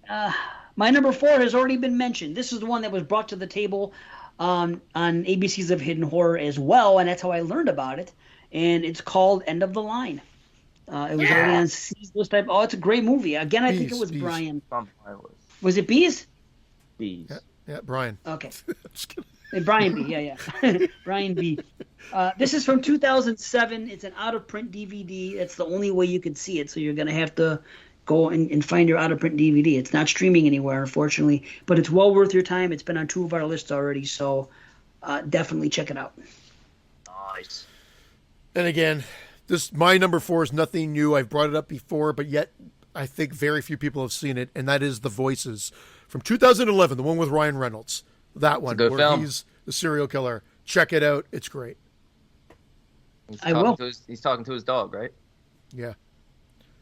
Yep. Got a talking dog. Yeah, okay. Number 3. A film I saw for the first time this year. Not sure it's necessarily hidden. I've known other shows have covered it. It's got a Criterion, but it's a gem. Maybe not so hidden, but it's an absolute fucking gem. And it's the original 1988 version of The Vanishing. Also goes by Spore Loose. I almost French put it version. on. It's, I mean, this, I could honestly say it might be one of the best movies I've ever seen. It is so well done, so disturbing, different ending to the remake in 1993, which was Jeff Bridges and Kiefer Sutherland and Sandra Bullock in like an early role. Fantastic film. I don't want to say anything about the film. Check it out. It's amazing. The Vanishing, Nice. 1988. Yeah, it's a great one. Great film. Okay, number 3. This is another one that I brought to the table for ABCs of Hidden Horror. It's definitely overlooked and really not talked about. It was one of those what were those 8 movies to die for? Is that what it was? It was 8 that would come out. Oh, they yeah. had for a few years in a row. Yeah. Okay, this one is called From Within. It's from 2008. It is now on Netflix. I don't know how long it's been there. It was not there before, but I definitely recommend it. It's pretty cool. It's a really good story. There's a reason it's in my top 3 here. So I won't say too much, but it's about suicides that are being passed from one person to another, and there's religious stuff involved, and it's pretty cool. It's kind of interesting because when you think about something being passed from one to the other after it happens, it's almost like it predates, it follows. I can see a comparison being made there. But definitely check it. Like I said, it's overlooked. It's called From Within, and it's on Netflix, so check it out. Well worth your time. Nice. And Yeah, I saw that just popped up on Netflix, actually. my number 3 I spoke about when I did my Canadian horror film, and I brought it up again. Dave said he saw it, and then I realized he saw the wrong movie. And that is 5150 Elms Way, 2009. That's the English title. It's a French film made in Quebec. And the one that Dave saw was 5150 from 2016, which it would fail the Dave Z cover art test. So I don't know if he enjoyed it or not, but it looks like it's about like ghosts. This is a French one, 5150 Elms Way. It wasn't bad. Yeah. 5150 Elms Way is the French one, and if you're getting the right one, it's 2009, and it's about a kid that falls off his bike and lands himself in a whole sort of deep bit of trouble. I did rewatch this when I was going on Heather and Scott's show, Friday Nightmares, when we were trying to come up with our top 5. I did give it a shout out, but I think I left it off the official list. But it's definitely still worth checking out if you haven't seen it. You want something different, and it is available. I thought it was available to. It was on YouTube, but it's got a bad dub. I think so. You might have to, but I think you can buy it. Does it have a dubby dub? Yep, it's got that too. Yep. Yeah, that. See, they got a Region 4 DVD on eBay. Region 4? What's Region that, 2? space? Who knows? Lots of Region 4s. French, English. 632 from Canada. You can get it shipped to you for $10. This is the French version, though. English subtitled. I might get it. Yeah. I might spend the freaking whatever, the $13. What region is it? Well, it's from Canada, so it's got to be, Yeah, it's region fuck you. Don't you have region free? Doesn't say. It says, I don't know. It's from Quebec. Comes right from Quebec. I'm not going region free. Fuck that. Why? What's the matter with you? Region free is the way to go sometimes. No, they should make every movie region free. I agree. Oh, you mean you're not going to get a region free player? You're saying? No, I used to have a region free DVD player, but I got rid of it in the last couple of months, and that's why I can never watch my number 2 film. Oh, what is it? On Hidden Gems. It was my number 1 of 2002. It's called Inner Senses. It's from Hong Kong, so I guess you could say it's a Chinese ghost story. Nice. Yeah, I think you could still get a region 2 or 3, whatever it is, DVD of this, but other than that, it's not streaming anywhere. I don't know how to find this fucking movie. I own it, but I can't watch it. It's fantastic. Ghost story, a shared ghost story about a woman who's haunted by these images she sees, and then her therapist starts to see the same images, and they basically work together to unravel this whole secret past that's hidden, obviously. I'm watching them. Both of these movies, Inner Senses and 5150 Elms Way, are on Good Friends Plexes. So I am in on that. So nice. At least I have an opportunity. Yeah. So I'm definitely watching. If the next show comes and I haven't watched it, remind me. Oh, no, I can't. This is 2021 Mania right now, so I can't. But at least I know that they're available. Okay. My number 2 is a movie that I also brought to that podcast, ABC's The Hidden Horror, and honestly, I think it was probably the best one that I brought. They both seem to really like it, and since then, I believe a short time ago, it is now available on Blue. I think I have it. Yeah, Unearthed released it over this summer, so it is now something that you can find. It's called Evil Dead Trap. It's from 1988. Oh, good film. It's Both a that one and the recommend- sequel. We Yeah. covered one of them on the show. Which one was it again? Did we? We No, we did a didn't. full review. Yes, we did. Why am I the only one remembering this stuff? I feel like I've talked about Yeah. it. So We did. We talked about like we covered Evil Dead Trap on this show. Okay. I guess I'm messed up here. I did it here. I did it on ABC. That's fine. Interesting. That's fine. I just don't understand. It's just like no one remembers this stuff. I know. remember Descender. Return to sender. And that's what we kept singing that all episode. That's why I remember doing the sender as well. Son of a Plus, it's on my bitch. rental history from YouTube because I remember I had to rent it from it. Wow. Okay. Well, Evil Dead Trap. It's definitely worth your great, time. yeah. It's like an Asian movie that kind of feels like a giallo and looks like a giallo in some ways. And it's slashery, but it's more like a giallo than a slasher, I would say. But it's definitely worth your time. The third act is pretty freaking wackadoo, but it's fun. It's like I said, there's a reason it's my number 2. So Evil Dead Trap. And now there's no excuse not to see it. It's probably all over the place since it came out on Blue over the summer. So check it out. Yeah, Man, this it's makes great. me want to buy movies. All this talk. I, want I know, to right? own all these movies. This and part 2 are both great, no question. I don't remember part 2. Me neither. The my number 2 is funny enough that you brought up The Caller, because mine's The Call. Because I just like after Brandon recommended this movie to me, and it became my number 1 last year. I still don't think enough people have seen it. It is a fantastic. I actually didn't even realize it was a remake. I must have had my head in the ground, which is fine. Yeah. But I thought that the emotion to this, everything was on point. Again, I love South Korean films and specifically their cinematography. And this movie just looks great too. Check it out. I think you can either get a dubbed version or a subtitled version on YouTube or on Netflix if it's still there. Nice. Awesome. Cool. All right, number 1. All right, number 1. My number 1 is from the year 2013. It's from the director who did The Last House on the Left remake, and it's called Plus One. Oh, I like that. That's a Right? good film. Yeah. It's a very good film. I saw it for the first time within probably the last year. And, it's a group of college friends at a party, and just a strange supernatural occurrence happens where it keeps multiplying versions of themselves. And it's really out there. I would consider it sci-fi horror, maybe more thriller, but certainly worth checking out. It does get violent, and it's streaming on AMC Plus. What year is it from again? 2013. 13, huh? All Yeah. right, I haven't seen it. I've heard you mention it before. I still haven't seen it. Yeah, Plus But- One.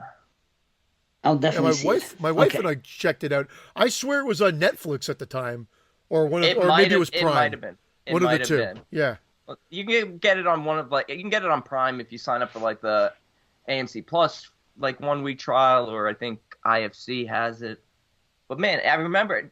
Again, I have to watch it again because I would have liked, if we were doing this list, to have had time to rewatch all these, but it just didn't have enough Right. time. So I don't remember ultimately how certain things. I remember the end, but I don't remember how certain things played out. But I remember it was a really cool concept. I like these sci-fi horror films that are grounded in reality, just sort of strange things happening here on Earth. No spaceships, nothing like that. Just sort of like these weird things. Like, what if you went to a party and you saw yourself there, another version of you? That's awesome. And that's sort of what this kind of is. Wow. Yeah. That's great, man. That's great. Yeah. Okay. So my number 1 is I've mentioned it before in passing on the show. People that have listened to me long enough know that I'm very high on it, but I'm still going to say it again and again because I think it's that damn good. It's my number 1 for a reason. It is actually a miniseries, which is why it's not streaming anywhere. But it's a miniseries from 1999. It is Stephen King's Storm of the Century. Absolutely love this movie. Has one of the best antagonist villains I have ever seen. I love this guy. It's the kind of, it has all that Stephen King feel, that small town feel, and a big snowstorm comes in. They live off the coast or whatever. There's water by, typical Maine or whatever, like you would see with Stephen King. Everybody knows each other, and this guy comes into town, and they're snowed in, and there's supernatural shit. And this guy comes in, he knows everybody's secrets, and it's just so well made. For me, it's like a comfort movie. It's a movie like. So for whatever reason, every time I get sick, which doesn't happen much, but you ever get in that mode when you're sick and you have like a fever or something, but you're awake. It's not like a bedridden flu, but it's you can't go to work flu, and you're sitting on the couch all day. This is one of those movies I'll watch. Same thing if it's wintertime and there's a lot of snow outside. It's a great movie to watch. It's when it's wintertime. But it was on DVD for a while, and then it became out of print, and they've re-released DVDs recently. So you can buy it on DVD. It is well worth the money. I think it is better than any other Stephen King miniseries that's been done. I can't recommend it enough. I don't think anyone that watches this is going to regret their time with it. It's really good. Have you guys seen this or not? I still haven't. Wow, No. You must. All right. You must. Oh, it's great. It's great. It's great. Watch it. No, I know you speak highly of, and JP does all the time too. Yes, so. he does. He's the only Yeah. other one. I know, yeah. Yeah. It's pretty wild. Yep. Well, high recommend. Gonna have to Love get it. on it. Do it. So it was episode 88 when we did the year 1988, A Year in Horror. We talked about Evil Dead Trap. So it wasn't a 1 hour long review, but we talked about it for about 15, 20 minutes. Thank you. Okay. Okay. That's All right. that's where we did it because I knew we had spoken about it.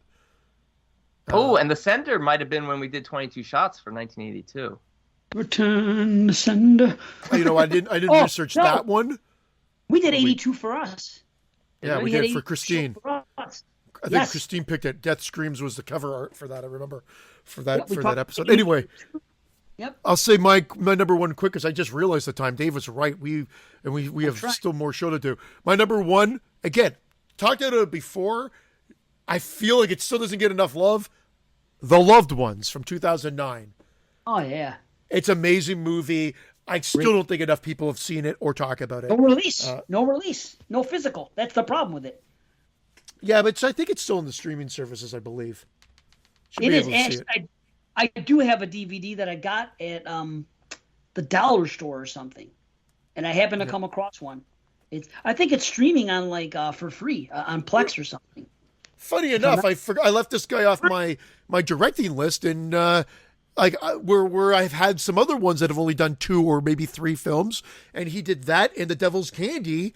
So quite frankly, he's someone that should possibly be a contender for director's list because he's still active, and those are 2 great films. Nice. Absolutely. They definitely are 2 great films. I'm with you. Yep. Okay, so there it is. That's our top 20s. Hope you guys enjoyed them. That was a lot of fun to do. Now we can do our things really quick. For the last time, we're going to do our franchises. We didn't do the directors yet. That's the problem. We're way behind.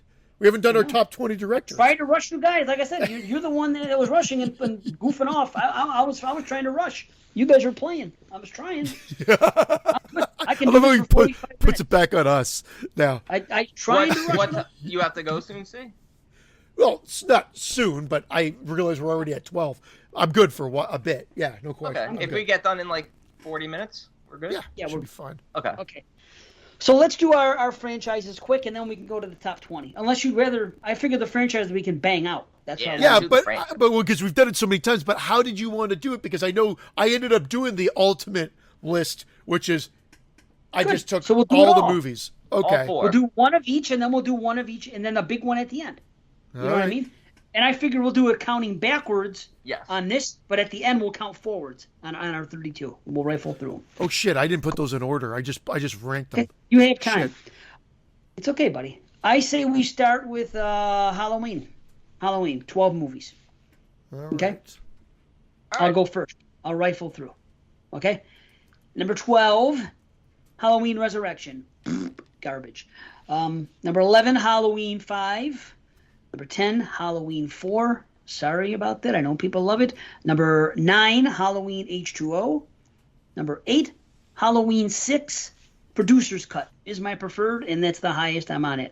Okay, number 7, Halloween 2018. Number 6, Rob Zombie's Halloween. Number 5, H2, Rob Zombie's H2. Number 4, Halloween Kills. Sorry, B. Number 3, boy, I go back and forth on this, but I finally settled it. Halloween 2. Number 2 is Halloween 3. And number 1, of course, Halloween 1978, the original.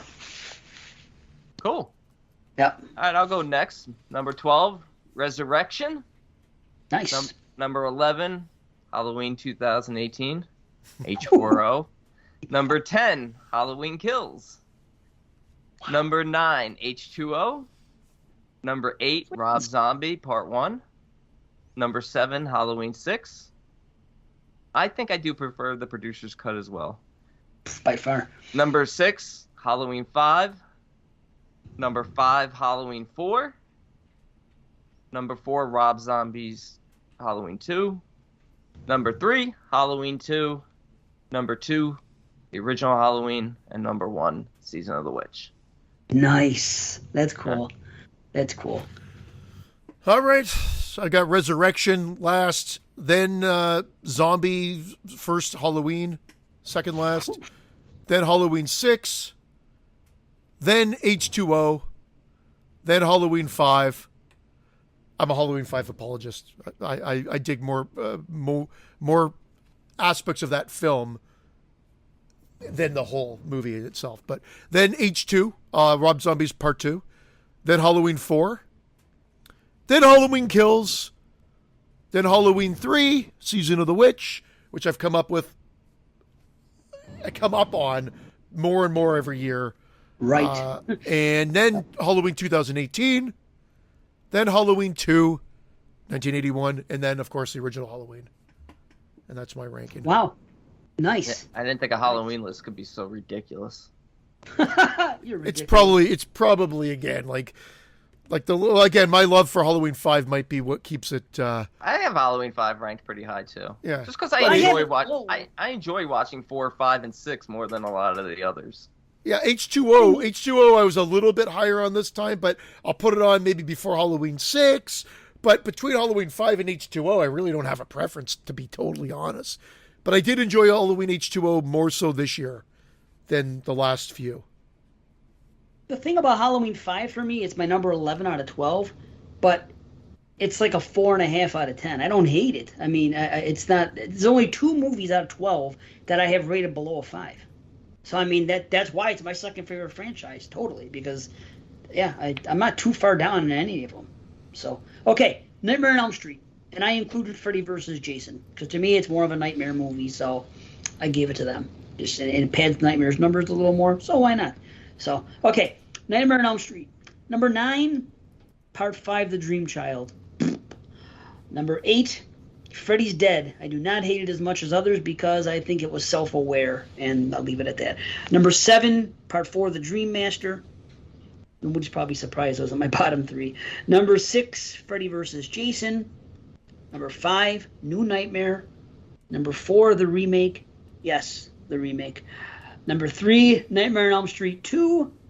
Number 2, Nightmare on Elm Street 3, Dream Warriors. And number 1, the original, Nightmare on Elm Street, 1984. Nice. All right, my number 9 was Freddy's Dead. Number 8, Dream Child. Number 7, Part 2. Whew. Number 6, Freddy vs. Jason. Number 5, New Nightmare. Number 4, the remake. Number 3, Dream Master. Number 2, Dream Warriors. And number 1, OG. Wow, our lists are so close. Like Yeah. numeric, you have like so many matched up. Except you switch one and you switch Part 2 with Dream Master. Yeah. And our bottom 2 are different, flip flop. But that's it. A lot of Honestly, those bottom 2, I don't know. I could almost flip flop those as well. See, the thing about Freddy's Dead is it's because it's self-aware. They weren't trying to make a serious horror movie. Or with Part 5, to me, they were, and it was just bad. Where the self-awareness makes it excusable for me. Plus, I like the background stuff. Of course, we've been through this. I'd probably rather watch Part 6 than 5. Yeah, it definitely would. All right, C. All right, well, mine is number 9, Freddy's Dead. Number 8, Nightmare 5, Dream Child. Number 7, the remake. Number 6, Freddy vs. Jason. Number 5, Nightmare 2. Number 4, The New Nightmare. Number 3, Nightmare 4. Number 2, Dream Warriors. And number 1, Nightmare on Elm Street. Nice. Oh, I love that we all have number 1 as the original. That's not what a lot of people are expecting, I don't think. I think a lot of people think 3 is going to top a lot of lists. I just watched Nightmare 1 recently amazing. Again, and it's a perfect film to me. People overthink it. People overthink it, and then again. Stop overthinking, Fred. Yep. Wow, see, you were that far down on the remake. Now, but I remember you giving it like a 6.5 or a 6 or something like that. So I gave it a 6. I gave it a 6, so but it's safe to say you ranked the franchise high. I mean, Nightmare on Elm Street is 10 out of 10. Dream Warriors is 9.5, and everything else is 7.5 or lower. Wow, with you're Freddy's high Dead on being okay. 5. Freddy's Dead 5. Nightmare 5 is 5.5. So it's, I mean, is what 5.5? Nightmare 5 is 5.5. Sorry. Okay. All right. Here we go. Friday the 13th had to make that the main event. Okay. Number 11. Is there any doubt? Jason Goes to Hell. Okay. Number 10. Part 8. Jason Takes Manhattan. Number 9. Part 7. The New Blood. Number 8. Jason X.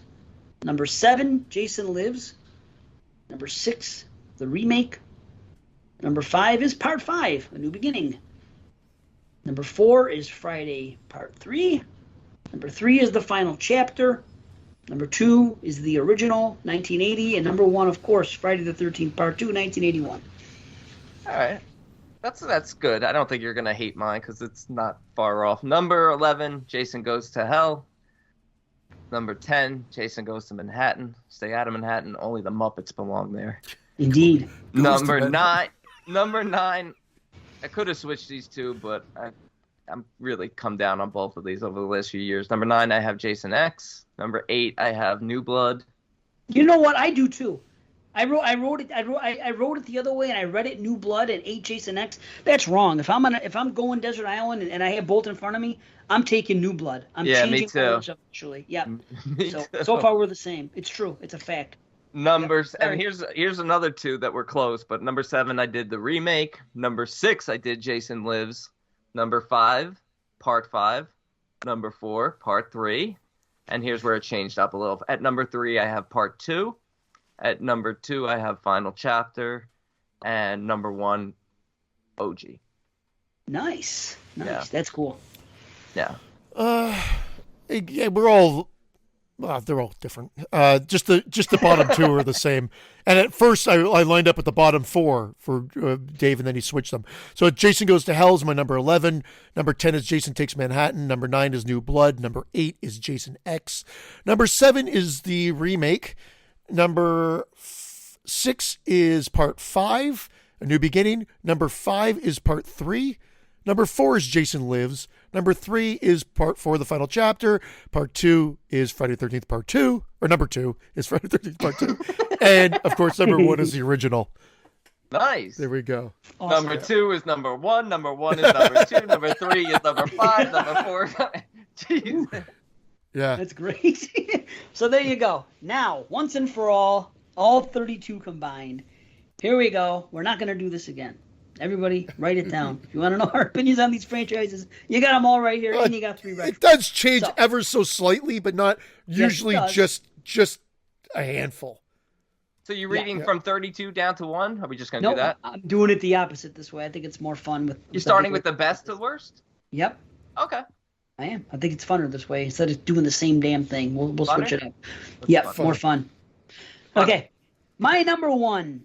Halloween 1978. Number 1 of all of them. Absolutely. My number 2, Friday the 13th Part 2. My number 3, Friday the 13th, the original. Number 4, A Nightmare on Elm Street, the original. Number 5, Nightmare on Elm Street 3, Dream Warriors. Number 6, Friday the 13th, the final chapter. All those 6 get a 10 out of 10. Okay, now we have 3 9 out of 10s. Number 7, Halloween 3, Season of the Witch. Number 8, Halloween 2. And number 9, Friday the 13th, Part 3. All 9 out of 10s. We have one 8.5 on the list. It's my number 10 movie. Any guesses? Rob Zombie, Part 2. Nope. New Nightmare. Halloween Kills. Oh, I just gave the rating 2 shows ago. 8.5 out of 10. It's my number 10. I tried to forget it. I can't believe it. I know you did. My number 11 is an 8 out of 10, H2. So there you go. You were close. Number 12, Friday the 13th, Part 5, A New Beginning. Number 13, Rob Zombie's Halloween. I've come up on that since a few years ago. Number 14, Halloween 2018. Then we have Halloween 6 at 15. Producer's cut. We have number 16, the Friday remake. 17, Nightmare on Elm Street 2. 18, Halloween H2O. There's a mix. Now we have Nightmare remake at number 19. New Nightmare at number 20. 21, Jason Lives. 22, Freddy vs. Jason. 23, Jason X. 24, New Blood. 25, Halloween 4. 26, Nightmare on Elm Street 4. So I chose Halloween 4 over Nightmare. Believe it or not. It was close. It was close. Number 27, Halloween 5. 28, Freddy's Dead. 29, Jason Takes Manhattan. 30, Nightmare 5, Dream Child. 31, Jason Goes to Hell. And the bottom spot at 32, Resurrectum. All right. Yep. Yeah. I can't remember what I rated these movies, so I didn't go by ratings because I just looked at them and went like most enjoyable to least enjoyable. Number 1, Season of the Witch. Wow. Wait, where's my list? No. Sorry, there it is. Number 2, Nightmare on Elm Street, OG. Number 3, Friday the 13th, OG. Number 4, Halloween, OG. Number 5, Friday 4, final chapter. Number 6, Halloween 2. Number 7, Friday 2. Number 8, Nightmare 3. Number 9, Rob Zombie H2. Number 10, Friday 3. Number 11, Friday 5. Number 12, Nightmare 4. Number 13, Nightmare Remake. Number 14, New Nightmare. Number 15, Friday 6. Number 16, Friday Remake. Number 17, Halloween 4. 18, Halloween 5. 19, Halloween 6. Wow. 20, Rob Zombie's Halloween. 21, Freddy vs. Jason. 22, H2O. 23, New Blood. 24, Nightmare 2. 25, Halloween Kills. 26, Halloween 2018. 27, Nightmare 5. 28, Nightmare 6. 29, Jason X. 30 for Resurrectum. 31 for Jason Takes Manhattan. And 32 for Jason Goes to Hell. Wow. Nice. Yeah. Now for the real list. Mine, I do that every time. Number 1 is Friday the 13th OG. Number 2, Nightmare on Elm Street OG. Number 3, Halloween OG. Number 4, Friday the 13th Part 2. Number 5, Friday the 13th, the final chapter. Number 6, Dream Warriors. Number 7, Halloween 2. Number 8, fuck you, Brandon. Number 8, Halloween 2018. Number 9, Jason Lives. Number 10, Friday the 13th Part 3. In True 3D. I'm just kidding. Number 11, Halloween 3, Season of the Witch. Number 12, Halloween Kills. Number 13, Friday the 13th Part 5, A New Beginning. Number 14, Nightmare 4. Number 15, Halloween 4. Number 16, Friday the 13th, 2009. Number 17, H2. Number 18, New Nightmare. Number 19, Freddy vs. Jason. Number 20, Nightmare 2. Number 21, Halloween 5. 22, Zombies Halloween. Zombies Halloween. Number 23, H2O. Zombies Halloween. Sounds like 23, a horrible movie. I know. Zombies Halloween. Number 23, H2O. Number 24, Jason X. Number 25, Halloween 6. Number 26, Nightmare Remake. Number 27, Nightmare 5. Number 28, New Blood. Number 29, Freddy's Dead. Number 30, Jason Takes Manhattan. Number 31, Jason Goes to Hell. And number 32, Resurrection. Yep. Good stuff, man. Good stuff. Jesus. That was a long I wish we list. could have done it summer series style and read off a movie and where we each put it. But we didn't have the time because that would have been fun because you see the parody between us and how different we are in some of the titles. It's pretty wild. How different we are, Yeah. like the definition of fun.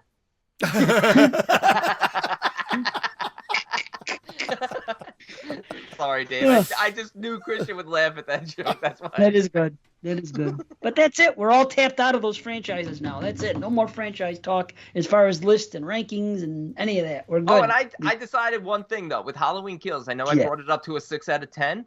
I will bring it up even higher if in the different cut that's coming out, the director's cut, we get the version where the woman shows up to the fight with the iron plugged into a really long extension cord that leads all the way back to her house. Then it goes up to a 7 out of 10. I like that iron bit because that's something somebody would do. They look out their window. Hey, there's a mob. They got weapons. What do we have? First thing you see, hey, I'm ironing. Let's just take this iron with us, and it's hot. Would have been funny if the husband was there with the ironing board. That would have been great. Yeah, It would even be funnier if we get these lists fucking done. I'm kidding. I'm exhausted. Are you tired? I'm exhausted. Well, I'm we very have tired. talked. This is like it's not even longer than usual because it's only 15 minutes more. But I think we've just been on like speed. Yeah, there was a lot of COVID vaccination talk. There was a lot of Rocky Ford talk. A little Rocky Dennis talk. Yeah, a little bit. Okay, Honorable we got mentions. top 20. Does anybody have For honorable what? mentions for their Do top them at the end. directors? We'll do them at the end because we don't want to steal someone else's thunder. You know what I mean? If they have them on their actual list. Fuck your That's how I look Fucking at it. guy. This fucking guy wants to shoot us mentions.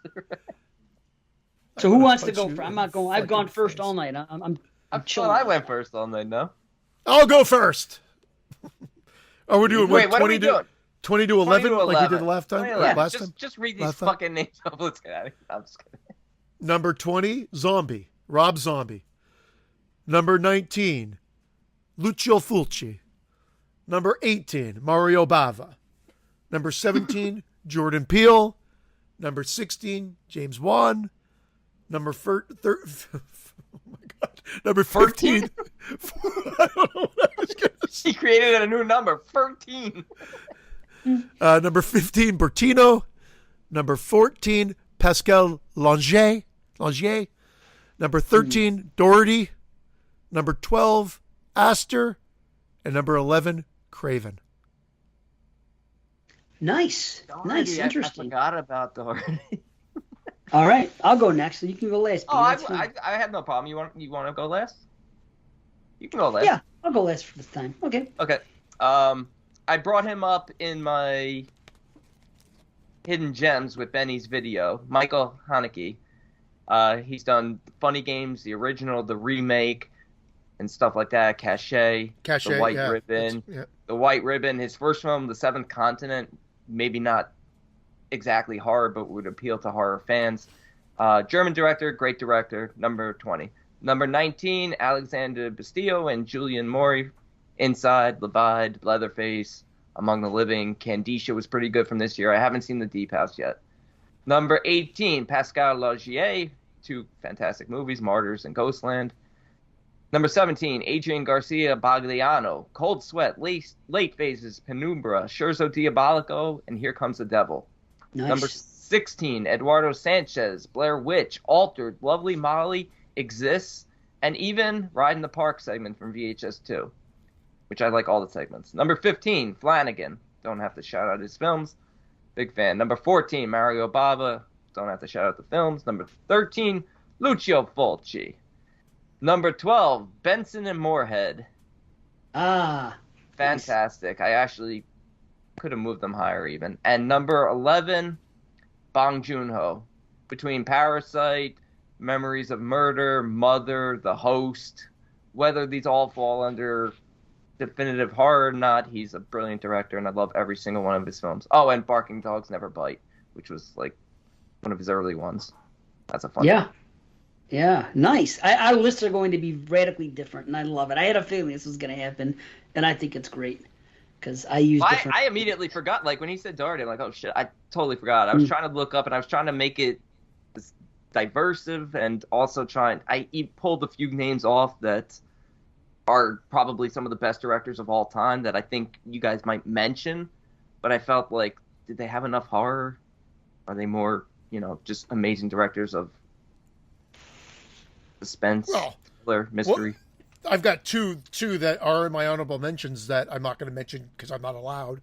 That you are are. great. And yeah, I know, but I'm not allowed right now. But I'm just saying that there's quite a few that you can leave off, and that I feel guilty leaving off. But that's fine. Because they've only did one.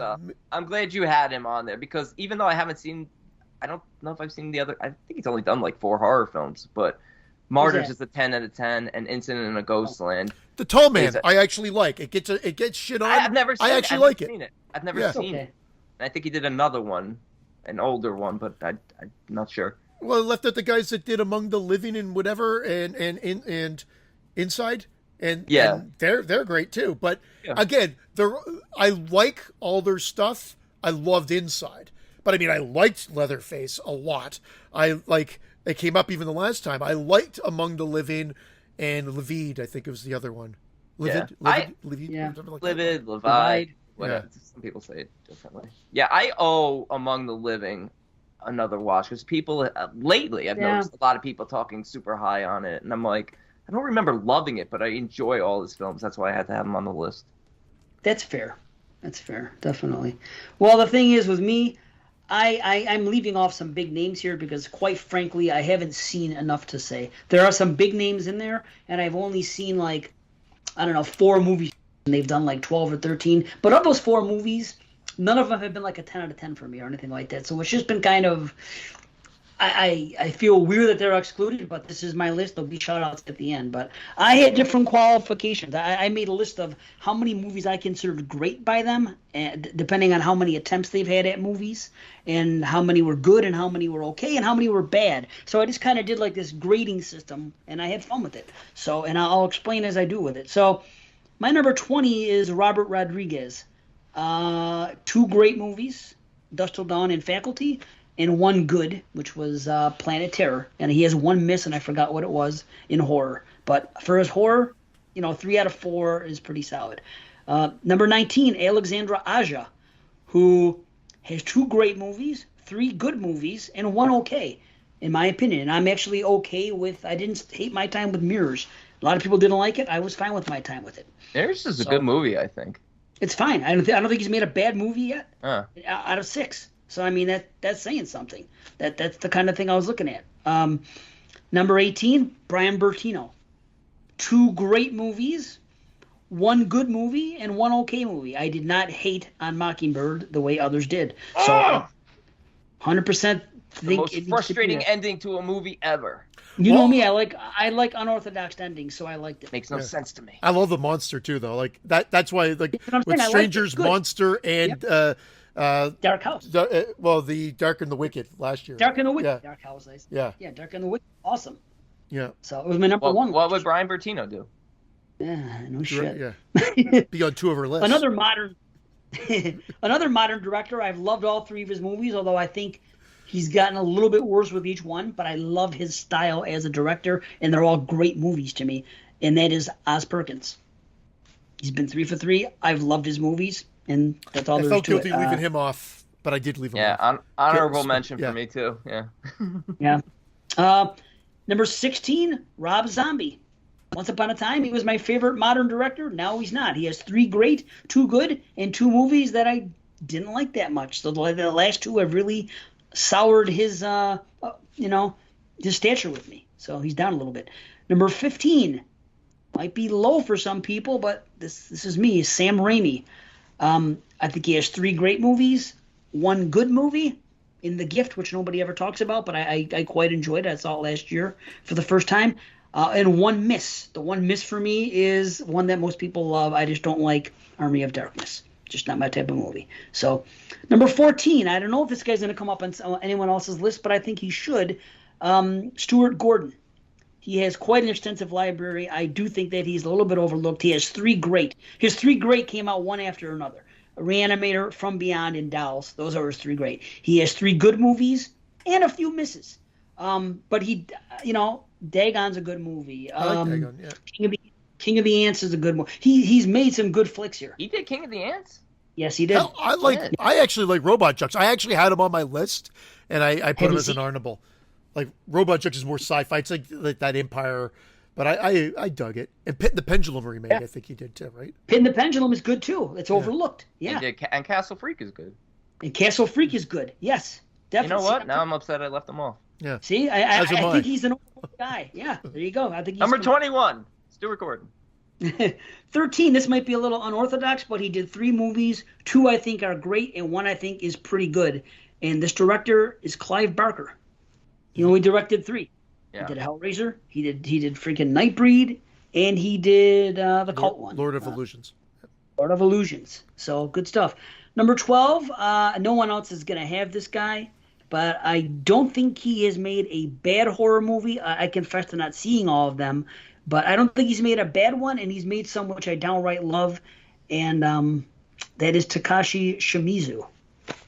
Big fan of his work. I started watching his last night. He was my number 20, and I exchanged him with Haneke. Did you see the new one? I saw Homunculus, which I don't count as a horror movie, but it's one of my favorite films I've watched this year. Howling Village actually comes to Prime in like 3 days. Oh, so does it? Yeah, so I'll be watching that in 3 days. But I agree, he is a great director. Yeah, Marabito is good. The other one here is good. He's overlooked, I think. He did all the Grudges. He did the 4 for freaking Ju-On, and he did the 2 American ones. Yeah. 6 and they're all good movies. So, number 11, a guy who had only done 4 horror movies ever and did a lot of other stuff, but these movies are all bona fide classics in the genre, and this is James Whale.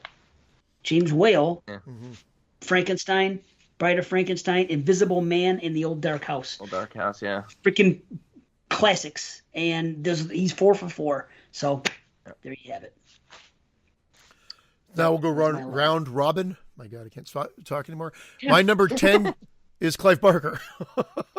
I mean, at the time when he did it, it was Hellraiser, Nightbreed, and I was like, bang, boom, boom, masterpiece, in my opinion at the time. And then Lord of Illusions, I saw it twice, and I loved it, and that's why I was so upset that he hasn't returned to directing. So I still give it to him. I was humming and hawing, but I said no because the influence that Hellraiser had, the fact that we're getting a remake coming out now, the fact of how many films it spawned and everything, I think, you know what, I keep him on because at one time he was probably tossed around as being my favorite at the time. Yeah. Nice. That's great. Yep. He is great.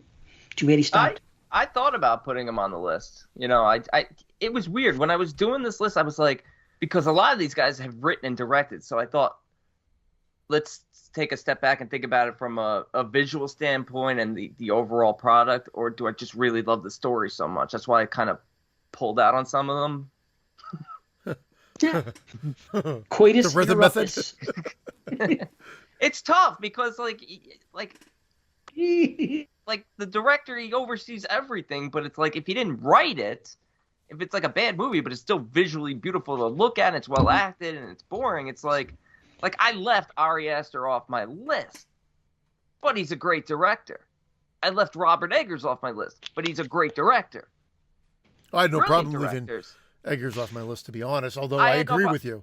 I can't disagree with you. Fantastic directors, yeah. So that's why it was tough. But my number 10 is Del Toro. Nice. Nice. Awesome. And Awesome choice. obviously Kronos, Devil's Backbone, Pan's Labyrinth, and Crimson Peak right there.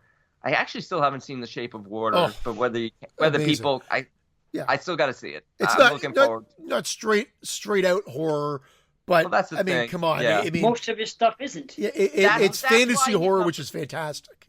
Yeah, that's why he's number 10 on my list. And I find that a lot of the directors in my top 10 are directors that have not only a unique style, but that if they put out a film, and Blade 2. I'm excited to go see that film. Yeah. What'd you say? Blade 2. He directed Blade 2, did he? Yeah, Blade 2. Awesome. Yeah.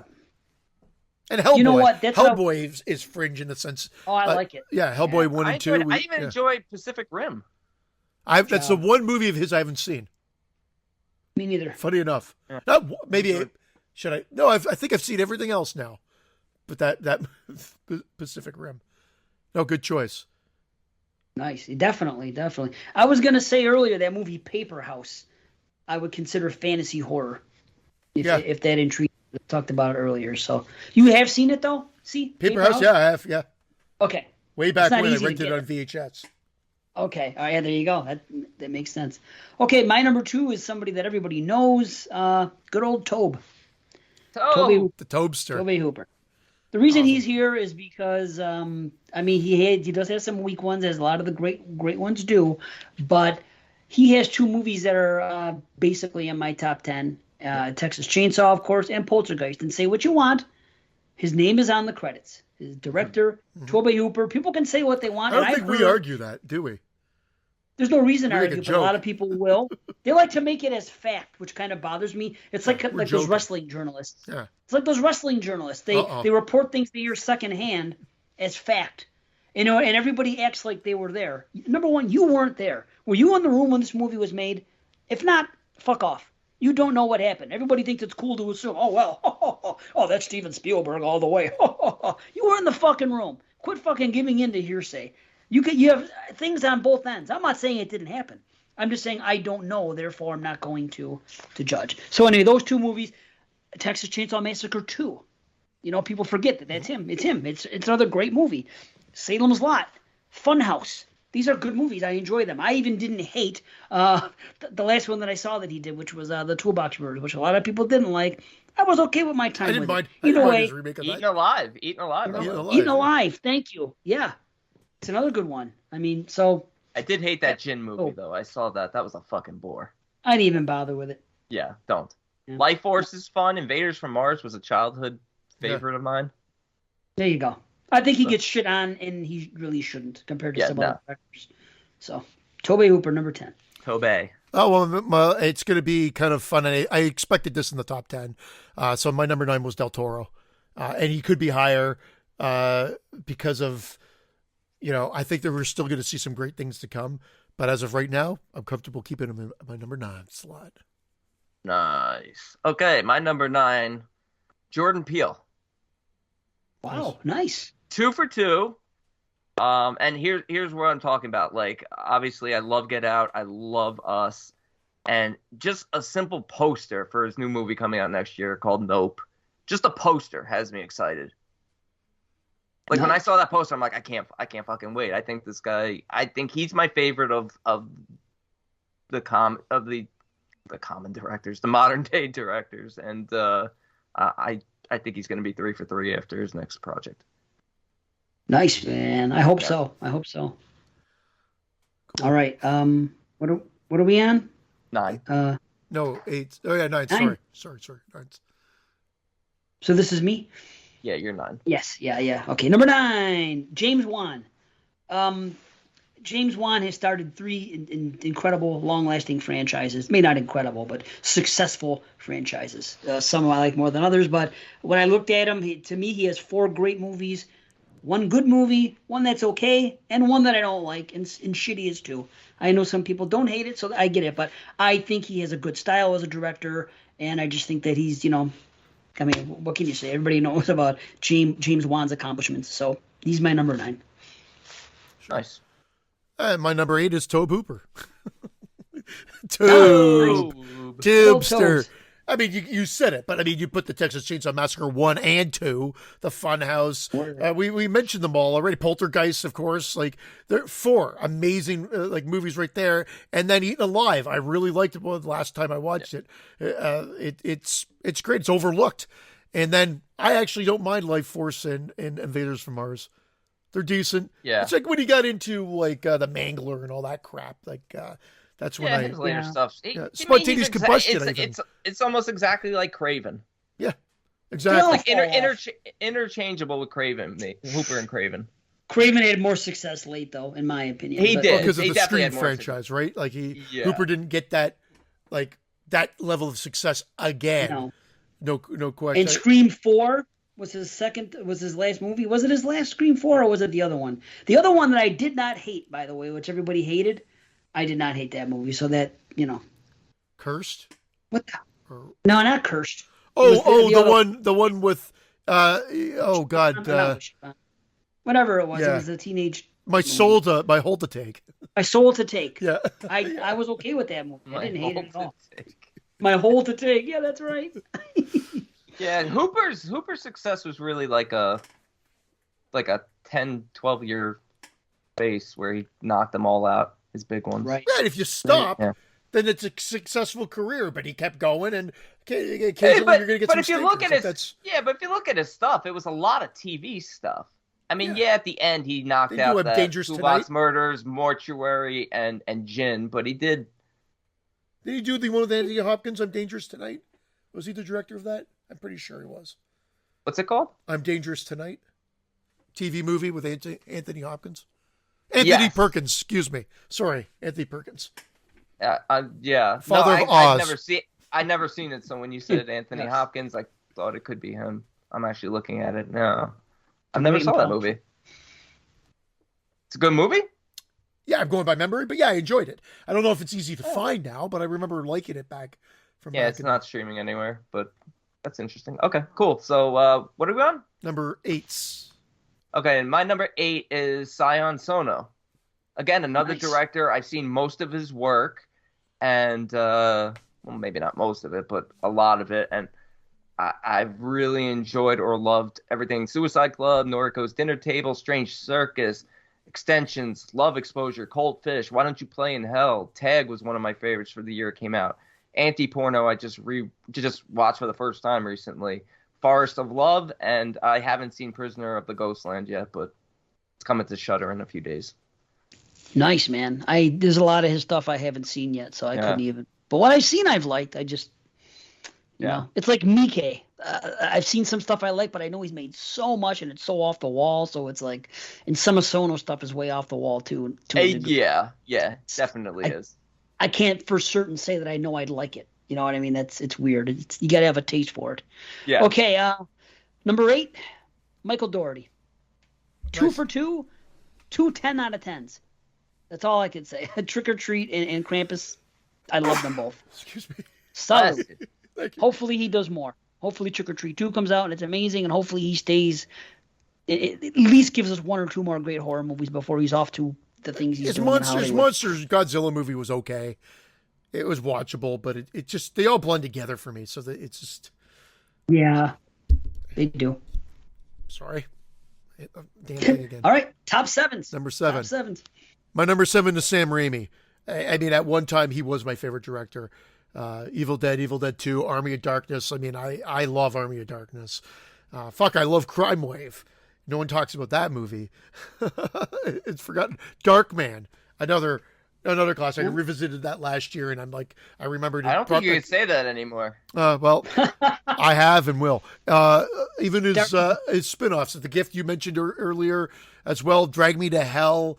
I mean, he'll still dabble with horror, even though he's more interested in making some more of the mainstream styles as well. But Sam Raimi, awesome. Nice. Okay, my number 7. Wes Craven. Right on. Yeah, I mean, starting with Last House on the Left all the way through to Scream 4 was his last.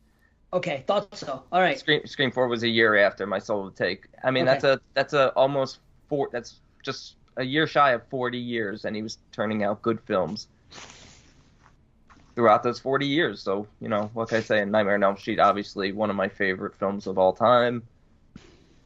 Hills Have Eyes is fantastic. I mean, I uttered the words when I was a kid that he was my favorite at one point too. Like I've just over the years, I've said it on the show before, I've come down on him for some reason. I've separated myself from him. But then when you mention all the classics and how long that span was, I mean, it is incredible. Well, when I was younger, I think I used to enjoy stuff like Vampire in Brooklyn, New Nightmare, Deadly Shocker. Friend, Shocker. Yeah. Exactly. I used to enjoy those more when I was younger. Serpent in the Rainbow, I think, is a fantastic movie also. Yeah. I liked it. We did it on the show, and I just found it a little boring. But yes, it's a little boring. When I was younger, I actually liked it more, which is weird because that's when I would usually get bored of a movie. But it seemed like that was the one time it flipped. And, of course, Music of the Heart. But... Of course, yeah. At least he was able to do that because that was his dream project. He really wanted to get out of horror, and so he was able to do one offshoot, I guess.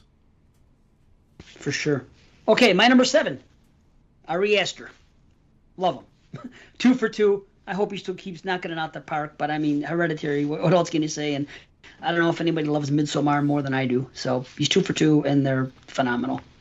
I mean, I had him and Doherty, and they're both exactly what you said. I just put them lower in the list only because I know we're gonna have more to come, and right. I think you're right. They both have 2 for 2s, for sure, no question.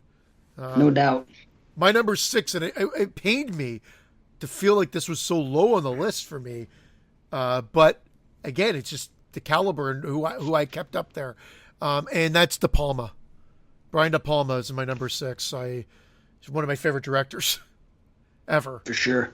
So I've gone on about it. We know his filmography, and there's enough horror, but boy, I like even his non-horror stuff is fantastic to me.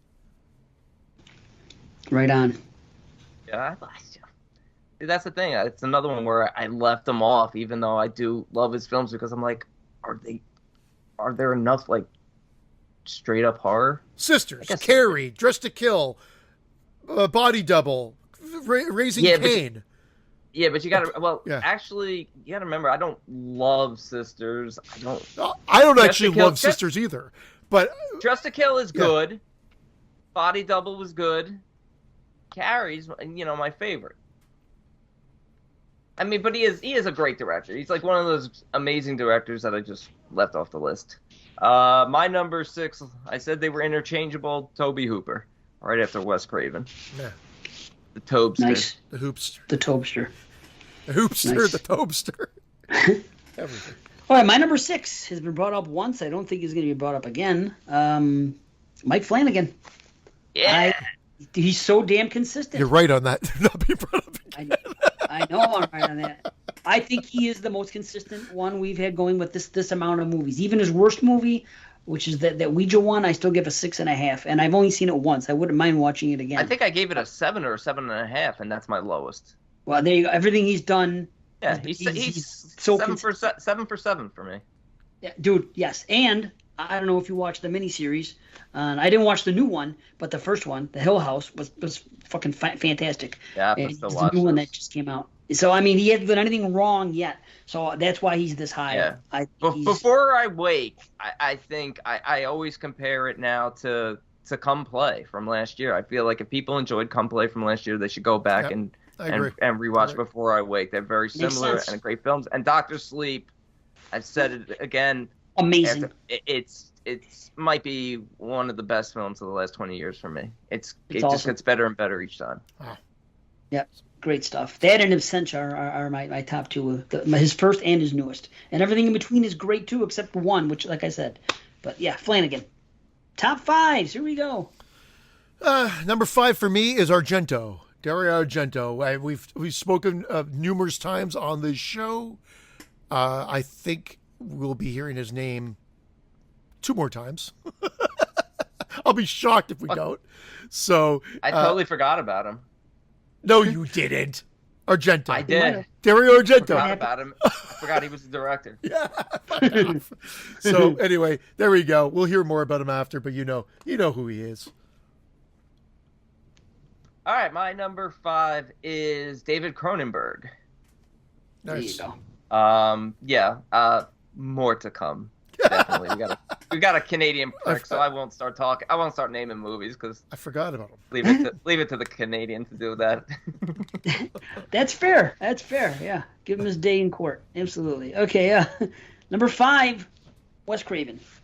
Wes Craven, I mean, 2 10 out of 10s. Nightmare on Elm Street and Scream. And the stuff I didn't see Cursed, and I didn't see something else like from that time, but the other stuff of his that isn't the most popular or looked at as misses, I don't mind watching. I will watch Shocker. I like Vampire in Brooklyn, believe it or not.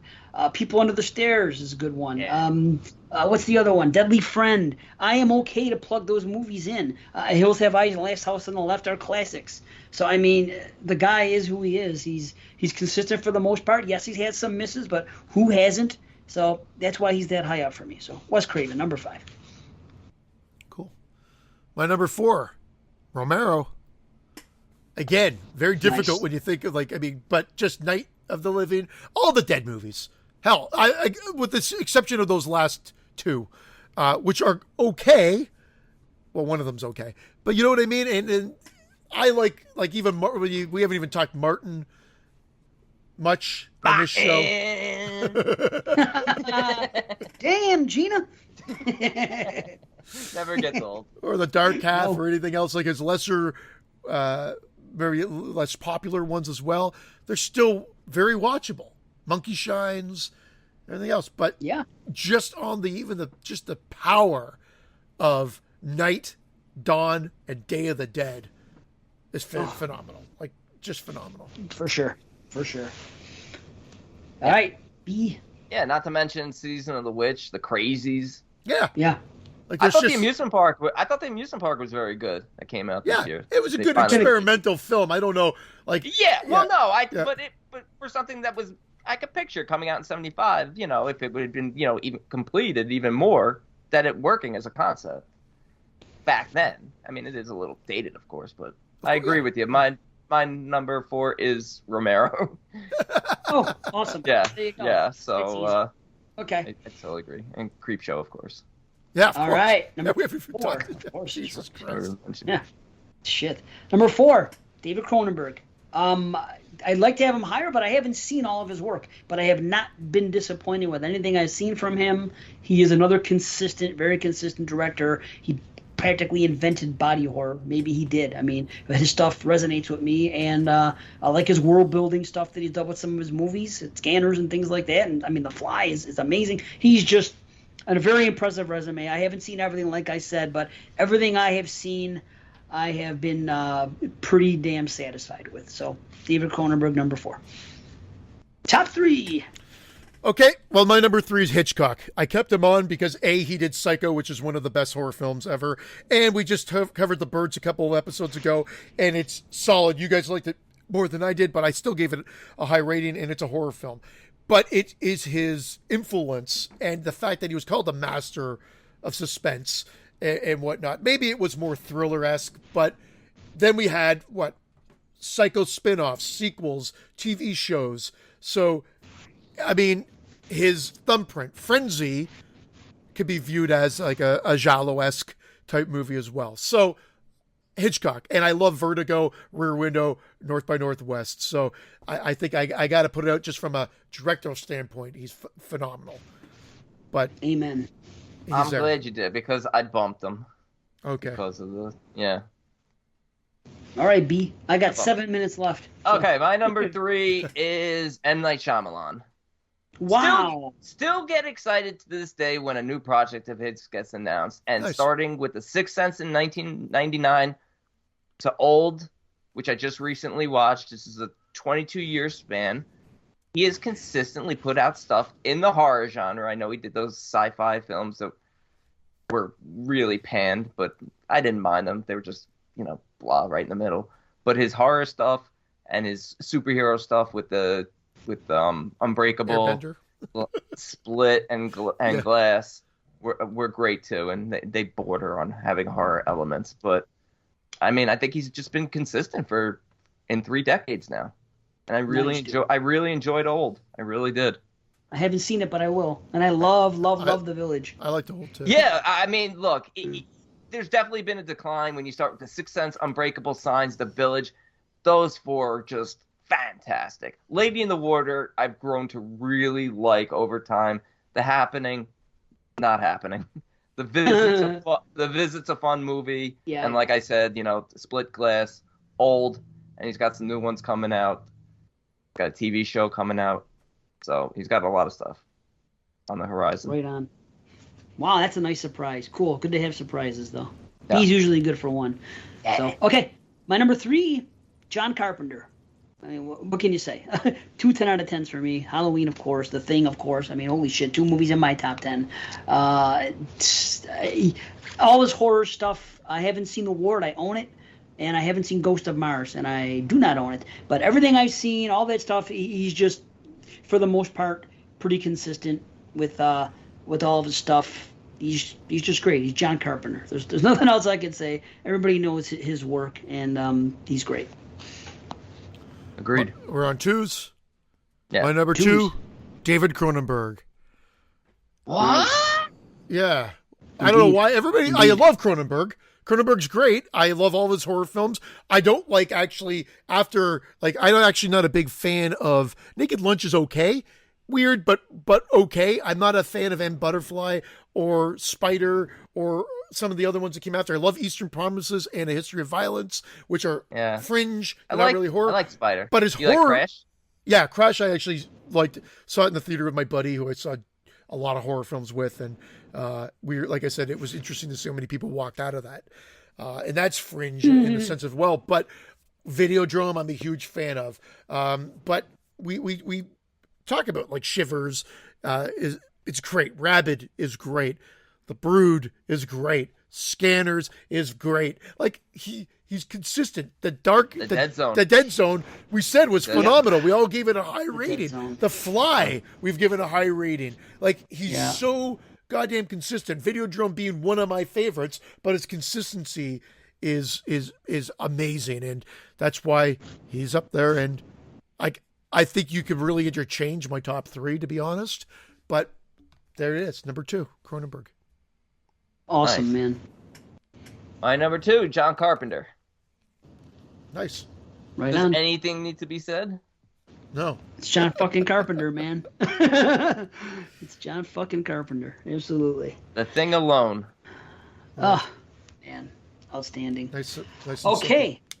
And I am surprised at C as well. I thought Cronenberg would have been his number 1. So, yeah. Okay. My number 2, and I was weighing it back and forth between him and Carpenter. And if you would have asked me a month ago, I might have just off the top of my head said Carpenter was my number 2. But when I thought about it and I said, who else has 4 10 out of 10s for me? Nobody. No director in any genre.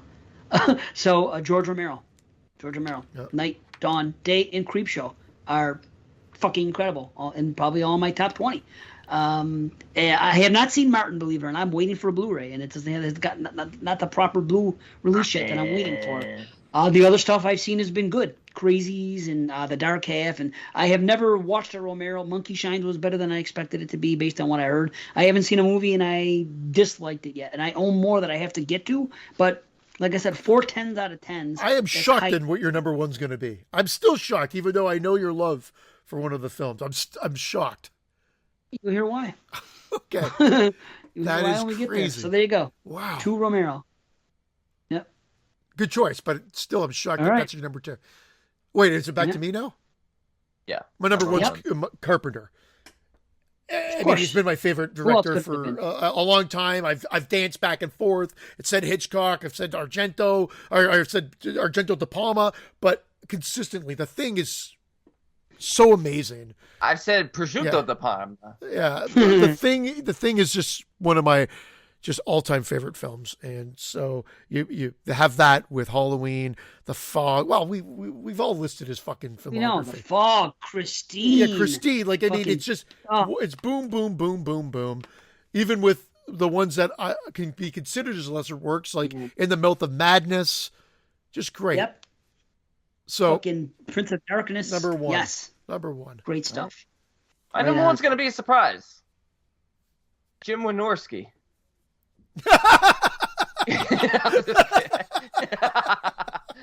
Ghoulies 4 is Serenity House Massacre 2, Nighty Nightmare. Unbelievable. My number 1 is Dario Argento. Awesome. Yay! Awesome. Yeah, I mean, I even started to love Bird with the Crystal Plumage again when we did the 1970s show, because I had been coming down on that the last few times I saw it, but it came back up. Cat of Nine Tails, Four Flies on Grey Velvet, Deep Red, Suspiria, Inferno, Tenebrae, Phenomena, Opera, Trauma, Stendhal, Phantom of the Opera, Sleepless, Card Player. I mean, come on. I'm wrong, Dave. I just realized I made a mistake on your list, so that's awesome. And I have a feeling now. I mean, now I know who the next one is. I screwed up. I'm like, I thought you already said Argento. No. Yeah. You already said Carpenter. Yeah, no. It was even more obscure. I thought he was throwing the best director to Eggers. No. Thank Christ. I totally forgot that you hadn't mentioned Argento yet. Thank you. Okay. So, yeah, it was already the most anticlimactic ending anyway, and now with B even more so, but that's okay. Yeah, well, I knew when you let me go first, I'm like, I'm going to steal his number 1. But I don't care. It was everyone knows. I mean, shit. So, just what you just said, B, that run that he had starting in 1970 to 1987, starting with fucking Bird and ending with Opera, there's not a miss in the bunch. Every movie is freaking great. There isn't.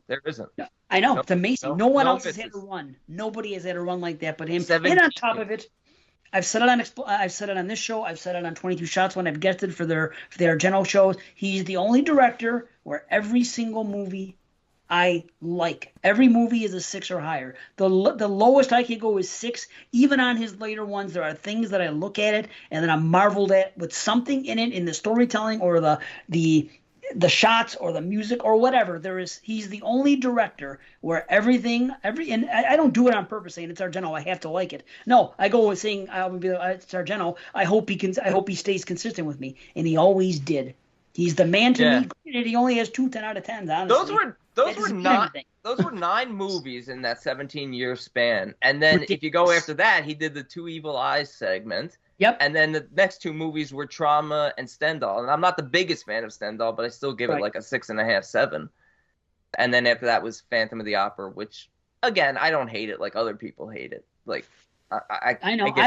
I give it above average. It's a 6. Probably around a 6 as well. And then what about Sleepless? Sleepless, I love. Sleepless so underrated, so overlooked. It's 2001. He's the only director to have a hit in the 70s, 80s, 90s, and 2000. We did mention that. But again, Carpenter and Cronenberg would be the close seconds, not necessarily with that long of a spread, but with a consistent group of films that are highly regarded. In terms of 4 decades, there's only a few who have done it. And that's why I put M. Night so high, because it was the late 90s, but he got The Sixth Sense. Then in the 2000s, he had Village and Signs. And then in, the 2010s was, Split and Glass. And now the 20s, he just put out Old, which I really enjoyed. And The Visit was in the 2010s. So he's consistently putting out good work now in his 4th decade. But the list, to sneak in another gem like Sleepless, amazing. 31 years later. Yep. I'm just gonna rattle off my quicks and be out. These are my honorable mentions. I don't have Fulci and Bob on there because I haven't seen enough of their work, and from what I have seen, the highest I haven't even seen a 9 out of 10 for me personally yet. Even though I do really enjoy their movies, maybe The Beyond was. Either way, I don't think they're as strong with the body of work. Eggers. Really, really like him, of course. Hitchcock I left off because I've only seen 2 of his actual horror movies. I haven't seen Rear Window. I haven't seen Frenzy. I haven't seen the other one you made that may be horror, so I got to be fair. Rear Window's not horror. I'm just saying that. Okay, but still, it's very inspirational for horror movies and thrillers. Either way, I couldn't put him on there. And here's a dark horse. Colin Minihan. I don't know if you know who he is. He's made 4 good movies, a few under the Vicious Brothers. And I'm just going to read off what they are really quick because he's 4 for 4. And a lot of people don't realize it. No 10 out of 10s or anything like that. But I think he's been consistent. I wanted to say his name before I left. Colin Minihan. Okay. Grave Encounters. What Keeps You Alive. It Stains the Sands red, and Extraterrestrial. He's 4 for 4. I like all those movies. So I'm just leaving it at that, almost like a really solid 4. Right, there you go. So that's all I got to say. You guys can spill out yours when we got to peace out. See, I'll go real quick. Hitchcock and Kubrick, obviously 2 of the greatest directors. I just left them off just because I don't know why, but I just did get a little bit more variety in there. Kim Ji-woon, I Saw the Devil, Tale of Two Sisters, fantastic films. Anna Lily Amirpour, A Girl Walks Home Alone at Night. It's a masterpiece. She hasn't done any other horror stuff. She needs to do more horror. And Karen Kusama, she did Jennifer's Body, which is okay, and The Invitation, which is one of my favorite films, period. Yeah. And then Mike and Shimizu are... I mentioned 2 that we had earlier, and I'm just going to mention 2. No female directors, unfortunately. I tried, just not from a consistency standpoint in horror, that have done consistent work. Like the Invitation director is probably one to look Kusama. out. Yeah, you mentioned her. Yeah. Yeah, so, just mentioned her. Yeah, my shout-outs, official shout-outs would be David Fincher with Seven, Zodiac, those type of movies like that, Alien 3. Again, Fringe, but awesome director, and Steven Spielberg. Jaws, Jurassic Park, but it's just the overall breadth. But are they true, like Jaws? Yeah, is Jurassic Park really horror? But that's why I kept them off. It's more wholesome, but definitely gateway or first-time horror for some kids, for sure. Anyway, that's it. Those are my shout-outs. That's it. Thanks, everybody. Thank you. Thank you, guys. Thank you, everybody, for listening. Great, long, epic show. Yeah. And remember, don't count your pussies before they snatch. Peace.